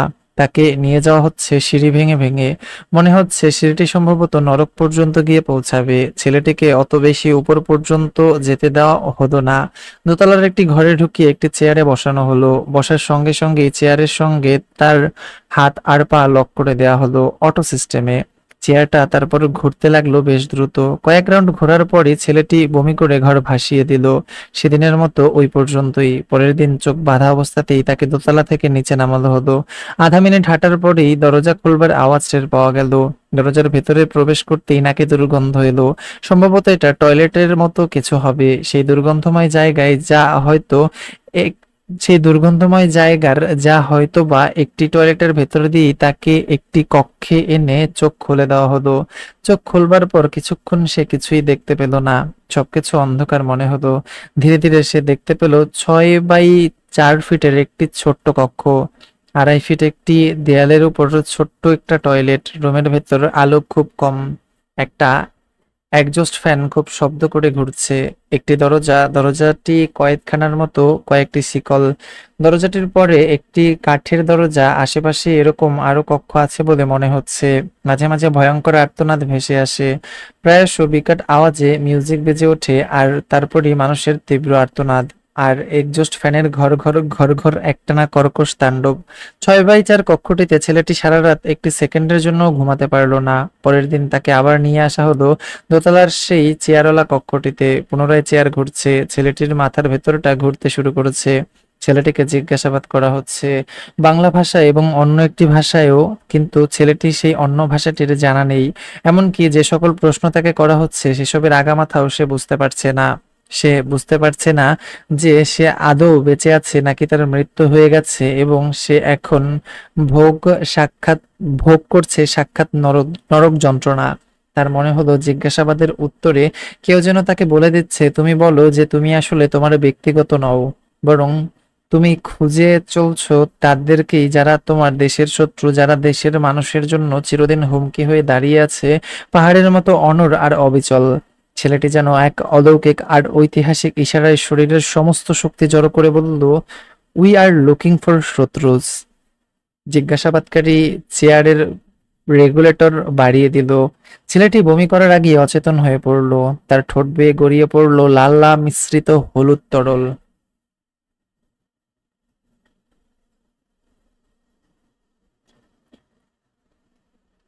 বিদেশে আসার পর একটি মুহূর্তের জন্য টিটু দেশকে ভুলতে থাকতে পারেনি। তার সমস্ত মন আর শরীর জুড়ে শুধু মাতৃভূমি আর জন্মভূমি। কিন্তু ইদানিং বেশ কিছুদিন ধরেই দেশের প্রতি তার থই থই অনুভূতিতে যেন ভাটা লেগে যাচ্ছে। কিন্তু এর জন্য কি সে দায়ী, নাকি ওই নীল চোখের এলিস মেয়েটা? আসলে টিটু কোনোদিন ভাবতেই পারেনি তার জীবনে এলিসের মতো অসম্ভব চমৎকার একটি মানুষ ঝড়ের মতো এসে সব লন্ডভন্ড করে দিবে। কিন্তু এলিস ঠিক ঠিক এলো, আর টিটুকে কোথায় যেন উড়িয়ে নিয়ে গেল। তবে এলিস কিন্তু দেখতে আহামরি কিছু নয়, বরং তার মনটাই আহামরি অসাধারণ। টিটো বস্তুত এলিসের সেই সুন্দর মনের প্রেমেই হাবুডুবু খাচ্ছে। তবুও যত যাই হোক, দেশকে কি ভুলে থাকা যায়? দেশমাতৃকার চেয়ে শ্রেষ্ঠ পৃথিবীর আর কিছুই নয়, অন্য কিছু নয়। যে দেশটি ছেড়ে সে চলে এসেছে এই এতদূর, সেই দেশের অবস্থা করুন।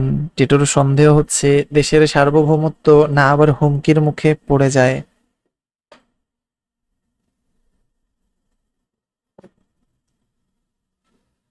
11 একরের সেই হলরুমের ঘটনায় দেশ তোলপাড় হয়ে আছে। সব হিসেবই কি তবে সব হিসেবই কি তবে উল্টে পাল্টে গেল? যদি টিটুর সন্দেহ সত্য হয়, তবে তখন উপায় কি? এসব ভাবনাই টিটু শেয়ার করে এলিসের সঙ্গে। এলিস খুব সহজ সরল মেয়ে, তবে মেধা মোটামুটি মন্দ নয়। সে টিটুকে ভরসা দেয়, বলে নিশ্চয়ই মানুষ জাগবে, ফের ফের জাগবে মানুষ। কবিতার এই বাক্য এলিস টিটুর কাছ থেকেই শুনেছে। টিটুর কাছ থেকে সে বাংলা ভাষাটাও ধীরে ধীরে রপ্ত করে নিচ্ছে। কিন্তু এলিসের কথায় টিটুর হতাশা কমে না, কিংবা বাড়েও না, হতাশা চলমান থেকে যায়। টিটু দেশে ফিরে যেতে চায়, দেশের জন্য তার অস্থির লাগে। এলিস দেশে যেতে নিষেধ করে, কারণ এর মধ্যেই টিটুর বন্ধু জিলম গ্রেফতার হয়েছে। দেশে ফিরলে টিটুও যে গ্রেফতার হবে তাতে কোনো সন্দেহ নেই, আর গ্রেফতার হলে তো কোনো কাজই করা যাবে না। তার চেয়ে বরং সম্পূর্ণ প্রস্তুতি নিয়েই দেশে ফেরার কথা ভাবা যেতে পারে। এখন বিদেশের মাটিতে থেকেই দেশের জন্য যতটুকু সম্ভব কাজ করে যাওয়া ছাড়া বিকল্প কিছু নেই। টিটু এলিসকে বলে, সত্যিই কি বিকল্প নেই? এলিস বলে, আছে। টিটু বলে, কি আছে? দেশের মানুষের কাছে দেশের আসল শত্রুকে চিনিয়ে দিতে হবে। ধীরে ধীরে শত্রুর বিরুদ্ধে জনমত তৈরি করতে হবে। টিটু জীবনানন্দের ভাষায় বলে, কিন্তু সে অনেক শতাব্দীর কিন্তু সে অনেক শতাব্দীর মনীষীর কাজ। মনীষী লাগবে না, প্রতিটি দামাল ছেলেই হয়ে উঠবে মনীষী দীপ্তপ্রাণ। এলিসার কথাটা টিটুর মনে ধরে। তার চোখে এক টুকরো আশার বীজ ছলকে উঠতে চায়, কিন্তু ছলকে উঠে পরক্ষণেই যেন নিভে যায়। এলিস টিটুর মনের এক্সপ্রেশন টের পেয়ে ভাবে, না, হচ্ছে না। টিটুকে আজ অন্যভাবে অনুপ্রাণিত করতে হবে। এলিস টিটুর খুব কাছে এসে টিটুর চোখের দিকে তাকিয়ে ধীরে ধীরে তার গোলাপি গোলাপি ঠোঁট টিটুর ঠোঁটের খুব কাছে নিয়ে আসে। এলিস চাইছে পরের দৃশ্যটি টিটু সম্পন্ন করুক। এলিসের জুলজুল আর আলুথালু অ্যাপ্রোচ টিটু মুহূর্তের মধ্যেই একটু কেমন কেমন ফিল করে, এবং পরবর্তী দৃশ্য সম্পন্ন করেই চমকে ওঠে। টিটু কি টিটু কি তখনই ঘ্রাণ পায় অন্য কোনো জীবনের, যেখানে দেশ নেই, কাল নেই, শুধু আছে বেঁচে থাকবার এক অনন্ত সৌরভ আর অমরত্বের মতো ক্ষুধা, চিতার ক্ষিপ্রতায় ধাবমান এক হরিণের আত্মসমর্পিত সুখ।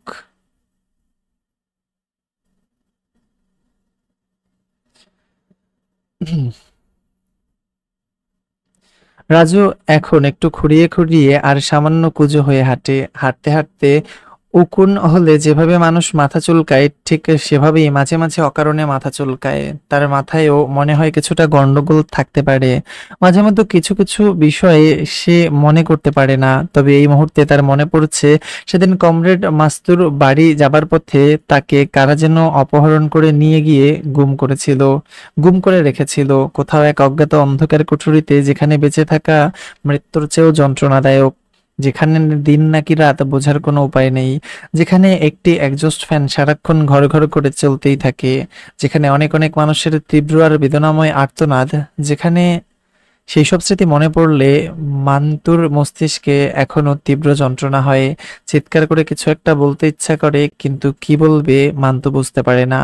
মান্তুর মনে পড়ে সুধীনদা তাকে একটি আনা আনারারি ডাইরেক্ট ডিগ্রি দিয়েছিল, যা ছিল একটি নকল সার্টিফিকেট। ওই কাগজের 4টি বানান ভুল ছিল, সঙ্গে একটা স্ক্র্যাচড সঙ্গে একটা স্ক্র্যাচড দিয়েছিল, যা কিনা বানানো হয়েছিল ঢাকার নীলক্ষেত এলাকার কোনো দোকান থেকে।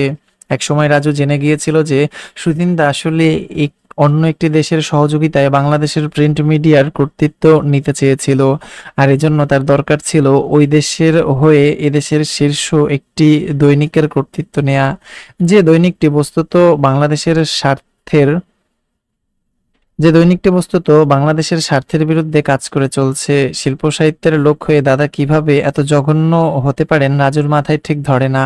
রাজুর মনে আজও প্রশ্ন জাগে যে ধীরেনদাকে সে এত ভালোবাসতো, ধীরেনদাকে সে কত না ভাবেই সাহায্য করেছিল। এমনকি ধীরেনদার পঞ্চম বই প্রকাশের পুরো টাকাটা রাজুই দিয়েছিল প্রকাশককে। সেই ধীরেনদাই রাজুকে নিয়ে গিয়েছিল সুধীনদার মতো একজন নীচ প্রকৃতির আর ভয়ঙ্কর দেশদ্রোহী মানুষের কাছে। রাজু ভেবে পায় না মানুষ মানুষের ভালোবাসার এরকম নিষ্ঠুর প্রতিদান দিতে পারে কিভাবে। রাজু সুধীনদার কাছ থেকে সরে এসেছিল, বাধ্য হয়ে রাজুকে ফোন নাম্বার চেঞ্জ করতে হয়েছিল। দিনকাল কেটে যাচ্ছিল ঢাকা টু কুমিল্লা, কুমিল্লা টু ঢাকা আর লেখালেখি নিয়ে। এর মধ্যে একদিন কমরেড মান্তুর বাসার কাছাকাছি একটি জায়গা থেকে রাজুকে অপহরণ করা হলো। রাজুর এক বন্ধু দেবব্রত চাকি চাকুরি করত একটি বিশেষ বাহিনীতে। প্রায় 4 মাস পর গুমঘর থেকে রাজু ফিরে আসতে পেরেছিল বন্ধু দেবব্রত চাকরির সহ বন্ধু দেবব্রতর চাকরির সহযোগিতায়। সরি, এখানে লেখাটা ঠিক এরকম, সরি। প্রায় 4 মাস পর গুমঘর থেকে রাজু ফিরে আসতে পেরেছিল বন্ধু দেবব্রত চাকির সহযোগিতায়। চাকির সাহায্য ছাড়া গুমঘর থেকে রাজুর ফিরে আসা হয়তো কখনোই সম্ভব হতো না। কি অপরাধ ছিল রাজুর? এটাই কি অপরাধ ছিল তার যে সে তার লেখায় জালজল্যমান এক সত্যকে প্রকাশ করে দিয়েছিল? সে প্রকাশ করে দিয়েছিল বিদেশি এক শক্তি দেশি শক্তিকে ব্যবহার করে পরিচালনা করছে তার প্রিয়তম মাতৃভূমি। যে বইটি লিখবার জন্য লেখক রাজু আহমেদকে প্রায় 4 মাস থাকতে হয়েছিল গুমঘরে, সেটি ছিল একটি উপন্যাসের বই। বইটির নাম দ্য কিলার আউটসাইডার। যাই হোক, এই পর্যন্তই ছিল দ্য কিলার আউটসাইডারের দ্য কিলার আউটসাইডার এ পর্যন্তই ছিল এবং এখানেই শেষ। আর কোনো পর্ব এটার আসবে না, এখানেই দ্য এন্ড কিলার আউটসাইডারের। আপনারা যদি বইটি সংগ্রহ করতে চান সেক্ষেত্রে ভিডিও ডেসক্রিপশনে লিংক দেওয়া আছে, এটার একটা হার্ড কপি আপনারা চাইলে নিতে পারেন। এই বইটির মধ্যে এমন এমন কিছু ভাষা ব্যবহার করা হয়েছে বাংলাদেশের, কি বলে, বাংলাদেশকে নিয়ে এমন এমন কিছু বলা হয়েছে যেটা আসলে এই সত্যি, বা হচ্ছে আমাদের দেশের মধ্যে, আমাদের দেশের অভ্যন্তরে চলে। যারা আসলে একটু মনোযোগ দিয়ে একটু মাথা খাটিয়ে শুনবেন তারা হয়তো বা বুঝতে পারবেন যে বইটি দিয়ে আসলে লেখক কি ইঙ্গিত করতে চাইছে, কি বোঝাইতে চাইছে। আশা করি বুঝতে পারছেন, বা হচ্ছে আমাদের দেশকে কিভাবে ব্যবহার করা হয় নিজেদের স্বার্থে, সেটা এখানে বোঝানো হয়েছে। আশা করি আপনারা সবাই বুঝতে পেরেছেন। যতটুকু আমি বুঝছি, হয়তো বা আপনারাও বুঝবেন। সবাই ভালো থাকেন, সুস্থ থাকেন, আর পরবর্তী উপন্যাস চলে আসবে খুব দ্রুত, কোনো একটা দিয়ে দিব। সবাই ভালো থেকে সুস্থ থাকেন, আর অবশ্যই নিজের যত্ন নিয়েন। আজকে আসছি, আল্লাহ হাফিজ, আসসালামু আলাইকুম।